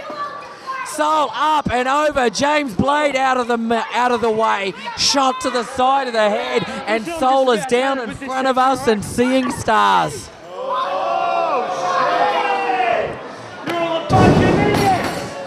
James Blade throwing tables out of the way. There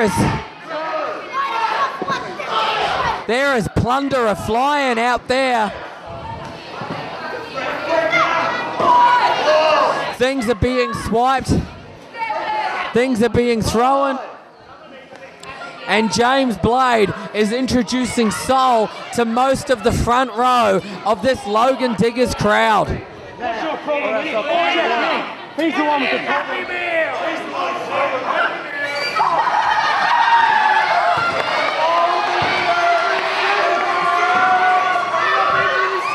Soul is now down out there. Soul now going to town, working over, picking up James Blade and introducing him to the front table there.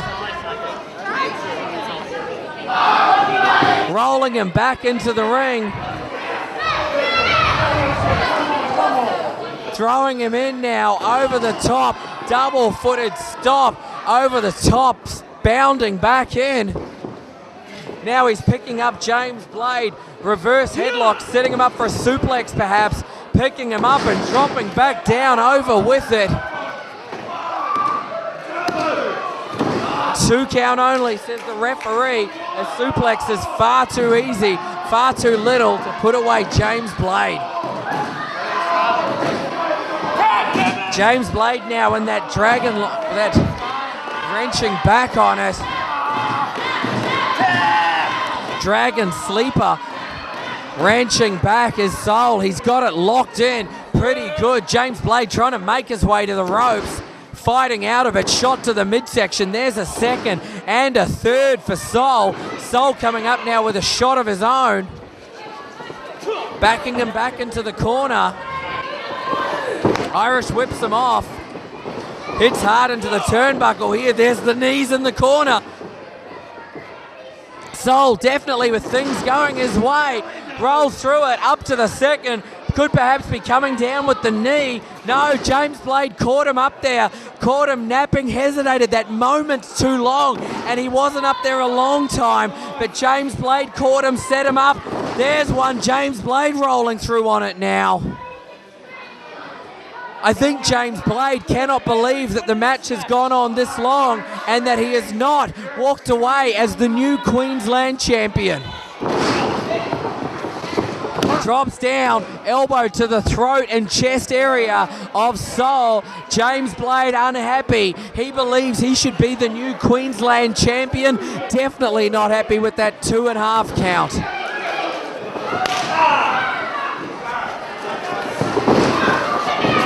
Rolls through, catches him, rolls through with it, shot to the midsection now, picking him up, rolling through. James Blade gets out of it. Big kick right to the face. There's a big kick to the face. Both men flat out on the mat. Both men down. Referee is making a standing 10 count on both men. He is up to the 3. Neither man back to their feet at this point in time.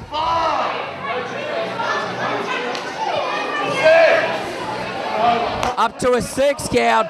7 count from the referee. Both men up to their knees. James Blade up to one leg. Both men to their feet now. Shot from Seoul. Shot from James Blade. Shot from James Blade again. There's one from Seoul. There's a second from Seoul. Seoul's taking the advantage now and working him over. Irish whip off. Throws him into the corner. Big organised crime kick. Hey, you know, James Blade got things going his way. James Blade is down flat out on the mat. James Blade going to the top and Seoul is down. He could be setting him up for the frog splash. James Blade now on the top rope, setting him up for, no, he went for the leg drop. Seoul out of the way. Rolling him back. Big shot to the head now. James Blade bounces through. Ducks underneath does Seoul. Seoul sets him up. 10,000 death. Burning Seoul attack. Setting him up now. Dropping him down. Has he got enough to make the cover? Rolls over. 2, 3. Seoul has done it. Seoul retains the Queensland title.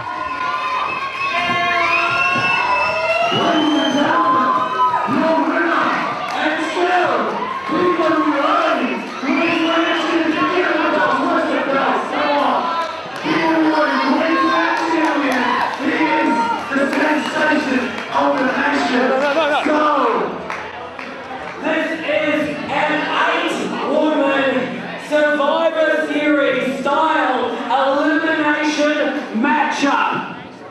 Ladies and gentlemen, we will get down to 2 wrestlers, and those 2 wrestlers will face off shortly, not tonight, but at a later date. So it will go down to 2. If it gets down to 3 people on the same team, they will have to fight each other. It is an elimination style matchup. Are you ready? Are you ready? You've been calling for it all night.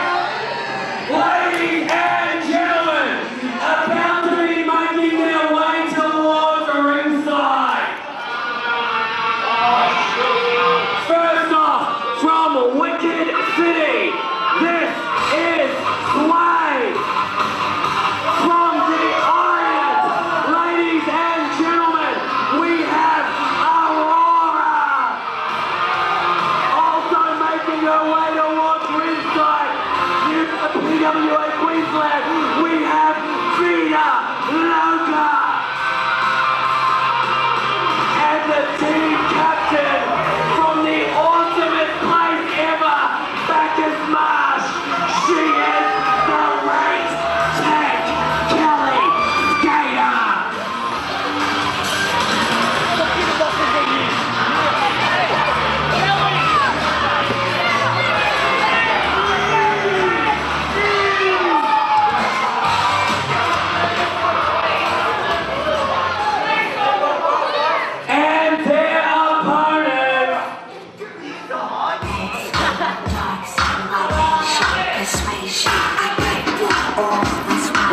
Ladies and gentlemen, first off, from Bondi Beach, she is the All-Australian girl, Shazza McKenzie.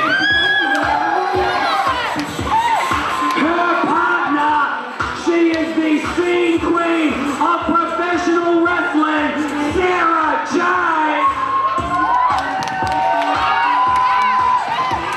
Third woman out here, everybody's favorite girlfriend, all the way from your dreams. This is McKay. And finally, making her way to ringside via Melbourne and the Lance Storm Wrestling Academy. This is Tenille Taylor.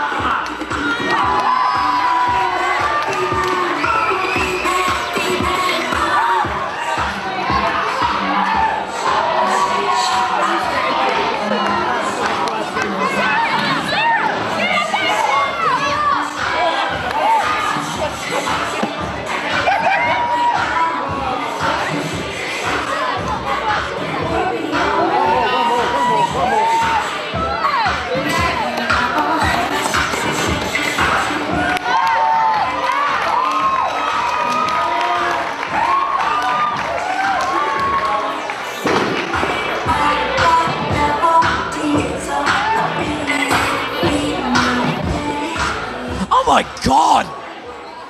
The match hasn't even started yet and we're already popping Nelsons. That's a ratings term, by the way, for the record. You know what you think, get your mind out of the gutter.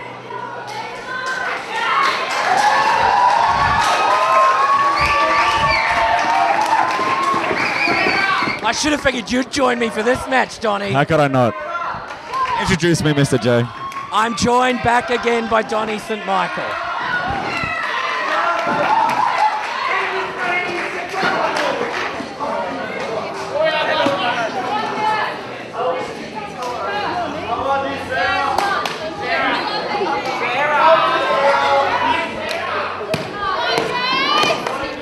Sara J starting things off. Sara J was attacked at the start of the show, remember. There is no way she can be 100% out there.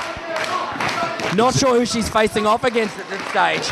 Vida Loca's on the outside of the ring. I don't know if that means that she's about to come in.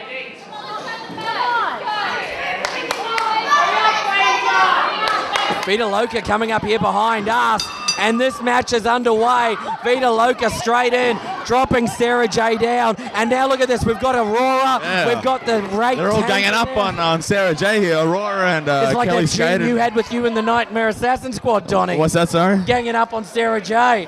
Hey, I don't know what you're talking about. That's an imaginary tile, Mr. J. And look at this, Aurora, Sara J in the ring right now has gone down to these two young ladies. Aurora is one of the most. She's got the most brutal hits, I think, for a woman in Australian wrestling. I've seen some of her matches down in Sydney and in Newcastle when I've been down south, and she is one brutal athlete. Look at this right now. Sara J is in for a beating. Well, I'll tell you what.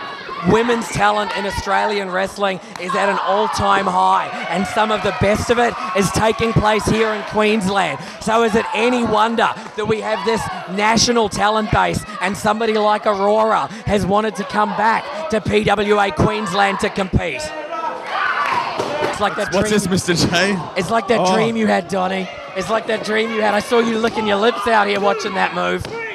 Oh, are you serious? Are you serious? I think the... go ahead, Mr. J. I think the attack earlier in the night kind of put Sara J at a bit of a disadvantage here, and Aurora, just with the brutal shots, just eliminated Sara J straight up. Any relation there, Mr. J, by the way? A distant niece. A distant niece. Good to know. Corey J. Rush, no relation, no. All right. I'm glad we had that clarification. Here we go, Jessie McKay in the ring now with Aurora. Jess McKay competed on an international basis for both Shimmer and Ring of Honor, as well as various American independents recently. Has recently returned to action in Australian wrestling rings. And where does she come? She comes to Queensland. PWA Queensland. International talent here tonight, Donnie St. Michael. There we go. What a move from Jessie McKay. That's right. The crowd seemed to be getting behind her a little bit here. Vida Loca face first into that second rope there, that turnbuckle.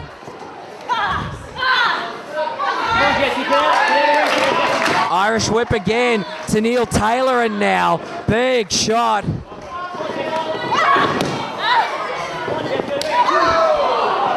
And down she goes. You wish, Mr. J. Tenille Taylor in the ring now with Vida Loca. Tenille Taylor on top here and... Ducks under, goes behind, rolls through with look it. At this, look at this. Reverse DDT, drops her down. Only a 2 count. Only a 2 count. Vida Loca. Tenille Taylor is becoming a bit of a veteran of PWA Queensland in recent months. Mr. J, she's been here a good number of times recently, so she's definitely proving her worth. She definitely loves it up here. And now we got Vida Loca in the ring going head to head with who is it, Mr. J? That's Shazza McKenzie out there. Good to know. I'm just she's actually my favourite, I think. Yeah, I think I don't blame you. People shoved off the side of they're all jumped off. None of them want the tag. Look at her drop down with that face plant, that face buster type maneuver. Oh, Vida Loca out of the ring now. Shazza. Donnie St. Michael, Shazza I can tell you McKenzie. right now, I'm going to be dreaming of Shazza McKenzie dropping my face down there like that tonight. Shazza McKenzie has been eliminated. She was my favourite, Donnie. 2 very quick eliminations right now. Now Sway and Tenille Taylor, 2 people who have faced off a few times before, Mr. J, and I think old rivalries are coming to a head right now. That's right, though what we are looking at the moment, it is 3 on 2. Oh, I wish I had 2 eyes, Mr. J, because the eye patch is just getting in the way right now. See, I really thought you were going somewhere different from that and talking about 3 on 2. But either way, I'm glad you did it, Donnie St. Michael. I'm glad for once you showed restraint. Mr. J, always with the restraint. I am. What are you talking about? Irish whip on Sway, no reversal now. Jess McKay comes through, spine buster, and it looks like she just about snapped the ring with that maneuver. Oh, force onto the back. Oh no, the rate tank, Kellie Skater, has tagged herself in. She wants a piece of Jess McKay in the worst possible way. And these 2 once again, Kellie Skater, what else? What hasn't she done here in PWA Queensland, Mr. J? What hasn't she done? And I believe she wants a very different piece of Jess McKay to the piece that you want, Donnie St. Michael. Hey, I'm sure any piece will be good enough for Kellie Skater and probably me as well.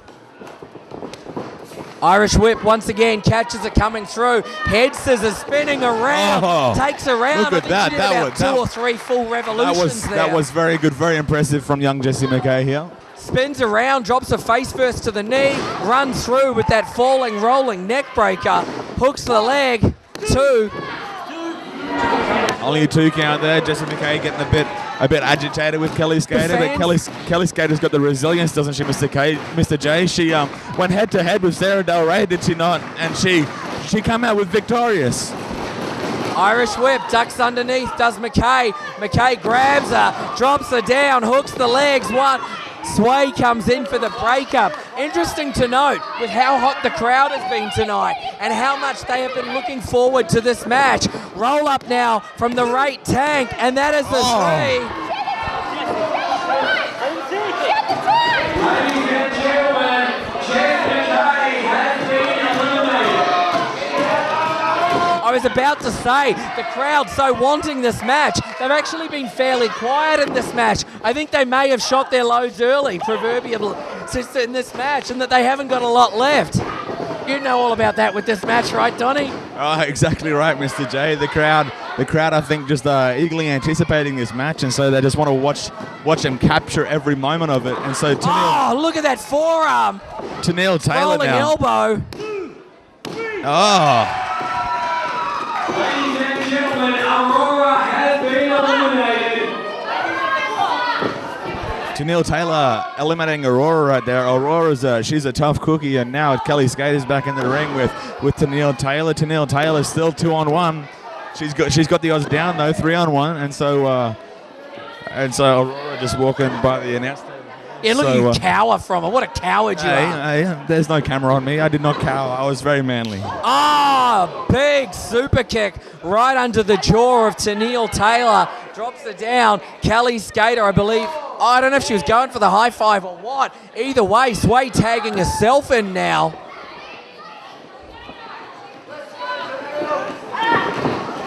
Arm wringer now, grabbing her, wrenching her back and throwing her back down. The much taller Sway. Almost seeing some animosity now between Kellie Skater and Sway. A few words and then a very heavy-handed tag there, Mr. J, I think. Got the bridge, beautiful. Not enough to get the 3 count. Tenille Taylor manages to kick out, trying to get the crowd behind her. There's another slap for a tag once again as Sway comes back in. Look at the words being exchanged by these two. These two are partners. They are teammates, and obviously very, very lively teammates at that. Now Sway and Tenille Taylor in the ring together. Tenille Taylor fighting back right now. Still 2-on-1, but oh, look at this. Now Skater's in the ring. She almost had the flip, the flop, and the fly happening there, Donnie. Tenille Valentine Taylor is still on top here. She's just taking care of business right now. Oh! Big kick to the side of the right tank's head. It's Sway. Sway's legal. Referee is saying that Sway is the legal woman. He would not allow the pin on Kellie Skater, and that has got to set back Tenille Taylor's chances here. Rolling over now on Sway. And I bet that would be your best morning ever, Donnie.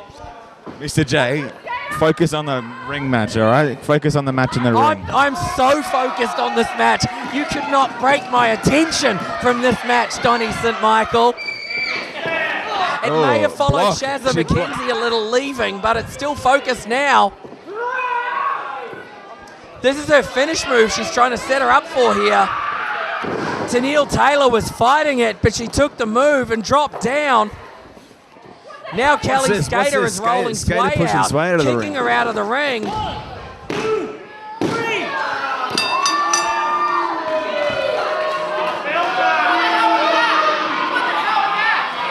Ladies and gentlemen, Tenille Taylor has been eliminated.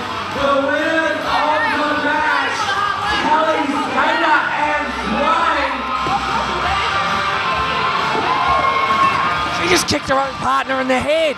It is. It was a conflict. The words of conflict earlier in the ring.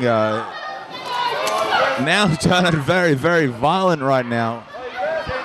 Kellie Skater just put a chair into the ring. She's pushing Sway back into the ring. What's she going to do with that? She's going to attack. She's setting the chair up in the corner. This is somebody that up until a 30 seconds ago was her partner in this match.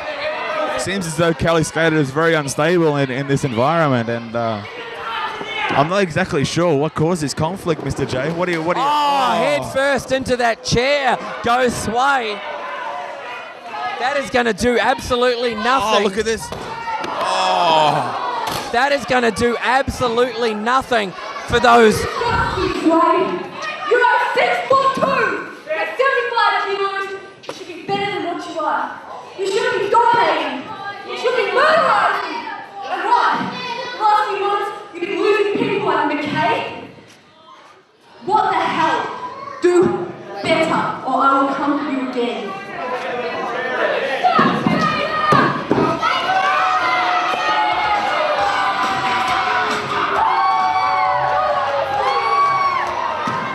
This match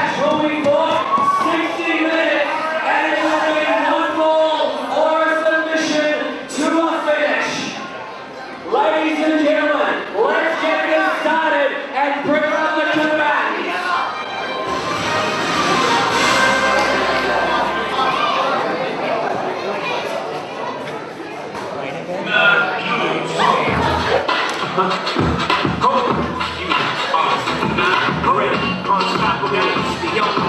on, baby! Let me hear it!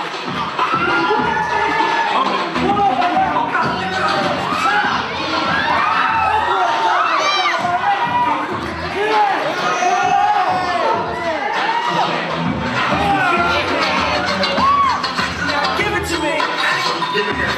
Come on, baby!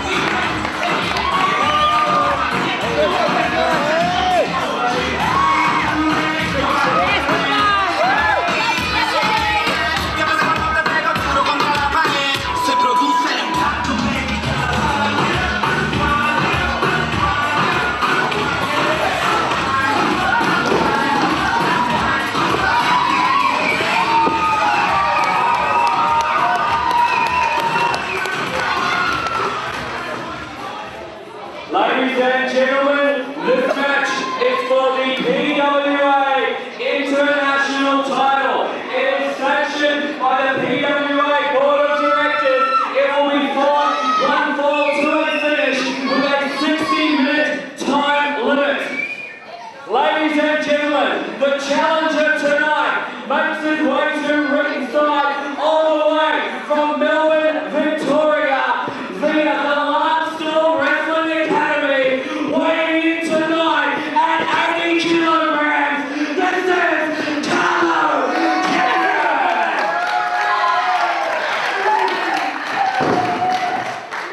And his opponent, he is the reigning and defending international champion from Vega Alta, Puerto Rico. He weighs in tonight at 220 pounds. Give it up for Mr. Yummy Esteban.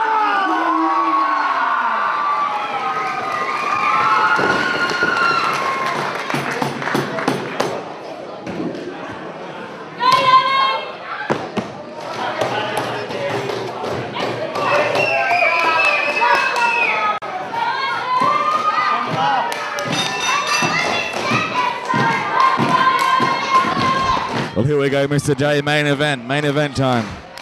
And Sara J, once again, overcoming injury, overcoming the beatdown, and coming out to be a part of this match with her man, Esteban Molina. Her chest looking very red right there, and I think it's still a bit tender for her. But here we go, Esteban Molina and Carlo Cannon in the ring right now. I'm sure you'd offer to rub some balm in it or something. Hey, I'm sure you'd Mr. have J, something to rub in it later on, Mr. J, Donnie. what I offer to young ladies is none of your concern, all right? Esteban Molina, Carlo Cannon in the ring right now. Starting out, Esteban Molina, PWA International Champion. Carlo Cannon being all over the world. Esteban as well from Puerto Rico in the US.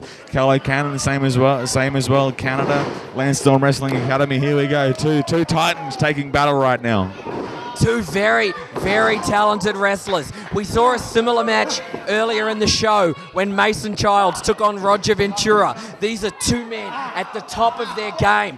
These are two men who have faced many wrestlers from around the world, many wrestlers from around Australia. Tonight they put it all in the ring in PWA Queensland with the international title on the line. The international title, I think, is making quite a reputation for itself. It's been defended all around Australia. It's been defended by many different people, and many different people have wanted that belt as well. There's been many different people vying for that title, Mr. J. Well, Esteban Molina himself only recently picking up the belt at the Valley Fight Night. Coyote relinquishing the title due to injury, due to ill health. Esteban Molina winning a match earlier in the night to get his way into that six-man, and when it was all settled, when the dust all settled, Esteban was the new international champion, and I don't think he wants to let go of that belt anytime soon. I don't think so. But, you know, noticeably absent from that six-man was a member of the Nightmare Assassin squad, and that's something that I have to definitely take up with the new commissioner, I think. But Esteban Molina now. You can take it up with me now, it's fine. Oh, can I? You know something that I don't know, do you, Mr. Rolls through, grabs the leg. Carlo Cannon, single leg crab. How shades of his mentor, of his trainer, Lance Storm there. Exactly right. Lance Storm's signature maneuver was the half Boston crab, and Carlo Cannon trying it on for a little bit there. Esteban Molina too quick to go to the ropes, too quick on the outside. Going to the comfort of the arms of Sarah J, and then now getting back into the ring. Well, given the opportunity, wouldn't you go to the comfort of the arms of Sarah J? What sane man wouldn't? Well, there's a couple I'm not 100% sure on. What are you talking about, Mr. J? Do you know what? Who? Well, I don't want to name names or anything like that, but a couple of them are Nightmare Assassin squad. I'm saying, Mr. J, I'm saying. Jumps over, leapfrog over the top, catches them coming through. Carlo rolls through, grabs it, both men backs away. Carlo fighting his way out of whatever Esteban was doing. Carlo says he's too smart for that. A pretty evenly matched up contest so far, Mr. J. Well, both men, there's not a lot of height difference, not a lot of size difference. Both men coming in at similar sizes, around the 200-pound mark. Esteban perhaps with certainly the experience edge, maybe a slight edge in height. But Carlo Cannon has certainly been wrestling a lot lately. He's been wrestling a lot of matches around the country to ready himself for this match.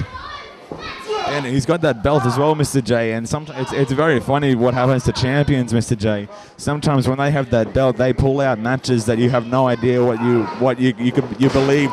You have no idea that they could pull something so good out. And Esteban Molina, I think he's about to prove himself right here. Trading these pinfall attempts here. You want to talk about proving themselves.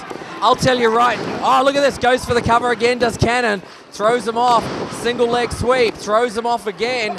Goes under, grabs him, rolls behind, rolls him up again for a 2. I think the referee is going to be earning his money tonight. Big clothesline in the corner. Carlo comes out, connects with a head scissors, does Esteban, taking him over. I'll tell you right now, from what I hear, if Esteban pulls anything out, we're going to go widescreen in this puppy. I'll take your word for it, Mr. J. I'm sure. I've heard. I'm sure it's just what you've heard and not what you've experienced or seen or anything like that. No, just what I've heard.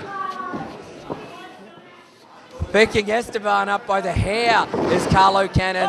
Snapmaring him over. Jumps over the top. Comes back. Comes down with that drop kick. Did you hear that? Both men. Only a 2 count though. The ref's saying it's a 2 count. Sarah J on the outside still cheering for Esteban Molina right now. Both men came out here dancing.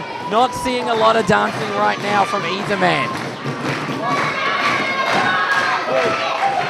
Which is a pity, I understand. Wow, look at that double-footed missile dropkick off the top. Picture perfect, Mr. J. Almost a rider kick there. Only a 2 count. Only a picture perfect, Mr. J. I was going to say, I would imagine you're probably quite depressed with the lack of dancing. I understand your people like that sort of thing. What are you talking about, Mr. J? What are you talking about? Picking up Esteban Molina now is Carlo Cannon, backing him into the corner. Irish whips him in, runs through with a big forearm. My people. What do you mean by that, Mr. J? My people. What are you insinuating? You know, sort of hang out at the Wickham, spend a lot of time in the valley, wear very tight pants, have short haircuts, wear eye patches for no apparent reason. Oh, 2 count. Still only a 2 count. Saying? No apparent reason, Mr. J. I've got a doctor's certificate backstage saying that my eye is still very, very damaged. I would like to see that on camera later. All right, fine. I'll work it out. Picking him up now by the ears. Gets Carlo Cannon up. Big slam down from Mr. Yummy. Esteban Molina drops the leg down. But I'll tell you right now, a leg drop might get it done in some places. It's not enough to get it done in PWA Queensland. Exactly right, except when I'm doing it, Mr. J. When I do my leg drop, it's just a thing of beauty. But Esteban Molina, obviously not at that standard right just yet. But you usually have that foreign object in your tights to add the extra weight to your leg drop, though. It's not foreign, Mr. J. It's not foreign. It's all natural. Carlo Cannon staggering back to the ropes. He's met with a big right hand at the hands of Esteban Molina. Irish whip off. Once again, Puerto Rican whip. Ducks under does Carlo Cannon. Esteban Molina goes over the top. Hangs on. Carlo Cannon back to his feet. Carlo Cannon takes a big shot once again. Esteban setting him up, taking him to the outside. Carlo fights it. Catches himself on the turnbuckle. Sara J wisely getting out of the way. While Stoney St. Michael might like two men falling on her, that's not something that Sara J wants. What also should be noted, Mr. J, is that Esteban Molina, he's only been in PWA Queensland for... Oh my God. He just picked him up and lawn darted him down to the corner there of the turnbuckle, That's rather exactly the side right. of the ring. Exactly right. And that is all metal, those sides of the ring. They are. I felt those. But Mr. J, he's been in PWA Queensland for just over a year, and it's he's proven himself overseas, but he hasn't proved himself in Australia just yet. But he over the past year, he has proved what kind of athlete he is. He went toe to toe with Chris Hero in the final of the Rise of the Warriors, and he came out victorious. He is now the PWA International Champion. And right now, he's defending that belt against Carlo Cannon, one of Australia's premier talents, who's been trained overseas by the Canada's one of Canada's premier talents, and now they're going head to head, and I'm loving every minute of it, Mr. J. Well, Carlo Cannon is definitely taking some punishment out there that could very well have come from Calgary. Dramatic pause. Alberta, Canada, because he is getting it dished out there like he was in the Heart Dungeon right now. But Carlo taking the advantage and going to work on Esteban Molina, Puerto Rico's favourite son. Snapping him over with the suplex there. You seem to be distracted by something on the other side of the ring, Donnie. What are you looking at? I'm not sure, Mr. J. I don't know what you're talking about. There's nothing distracting me at all. Esteban throwing back into the ring. Both men already moving slow though. Carlo Cannon signaling upwards and he climbs to the top rope. Esteban is not looking. Oh, Carlo went for the double-footed stomp. Enzugiri from the standing position from Esteban Molina. Esteban's going up top now. He's in the high rent district, and it's probably about the only one in Logan Central. Big flying cross body. Oh, only a 2 count. Only a 2 count. Esteban Molina can't believe it. Sara J can't believe it. No, she can't believe it either. Logan Central, Mr. J, it'll always be Woodridge to me. You can't shine shit, all right? But there we go. Esteban Molina now got the sleeper hold on Carlo Cannon right there. I can't see much, Mr. J. My eye patch in the ring post, and Sara J standing right there. I notice you're not telling her to move, though. I notice you're not telling Sara J to move at all. I wouldn't do that. It'd be depriving me of something special. Oh. 2 count only. I thought he might have had a 3 on that one. Carlo Cannon manages to get that left shoulder You obviously thought wrong, Mr. J. Here we go, Carlo Cannon still down on the mat. Esteban Molina talking to the crowd. Sara J getting behind him. Esteban getting the crowd behind them. Sara J getting the crowd behind them. Carlo Cannon back to his feet though. Irish whip off. Ducks under the clothesline. Esteban grabs him, rolls through with it, rolls through again into the DDT from Carlo Cannon. Esteban tastes mat. He is down flat on his back. Referee is making a standing 10 count on it. Here we go.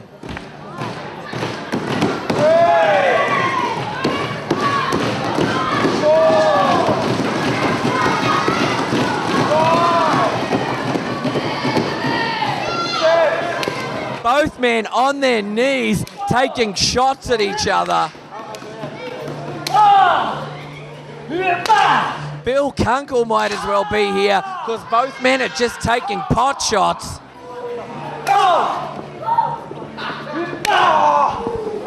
Just going back and forth, Mr. J. You can hear those. You can hear those. Listen to that. Look at these. Listen to these shots. Ducks under the clothesline. Connects with one of his own.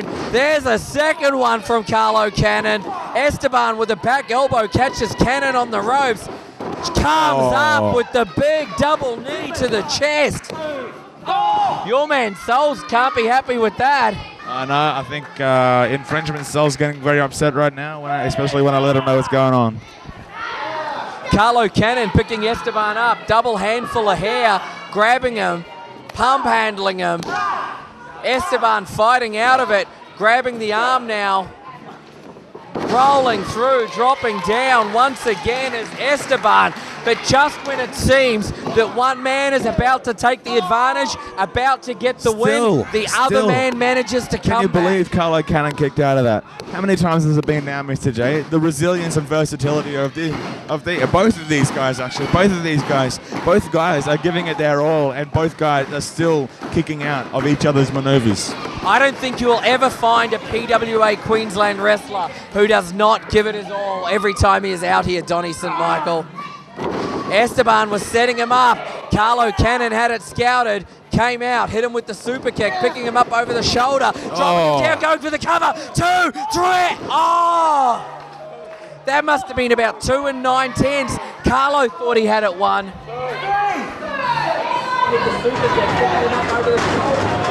Carlo Cannon very upset right there. Is it any wonder he thought he had it won? This match has been so backwards and forwards for the whole match. Exactly right. It's a very back and forth contest, and he swept away the kick. Carlo now setting him up for a crucifix, maybe. No, Esteban. It looks like Esteban might have caught him. No, Carlo fights out, drops down, dropping those elbows to the side of the head. 2, 3, no, 2 again. Still. I thought we were going to see a new international champion right then. I thought Carlo Cannon was going to finally live his dream and become the PWA international champion. That was so close. He could have been the 5th PWA international champion right there, but it wasn't to be. Esteban Molina. Still, it was what I was saying before, Mr. Oh, look at this. He's rolled it. No. It was what I was saying before, Mr. J, that holding that belt brings something extra out of people. It brings something extra. And look at this. Esteban Molina, back and forth. Now he's on top again.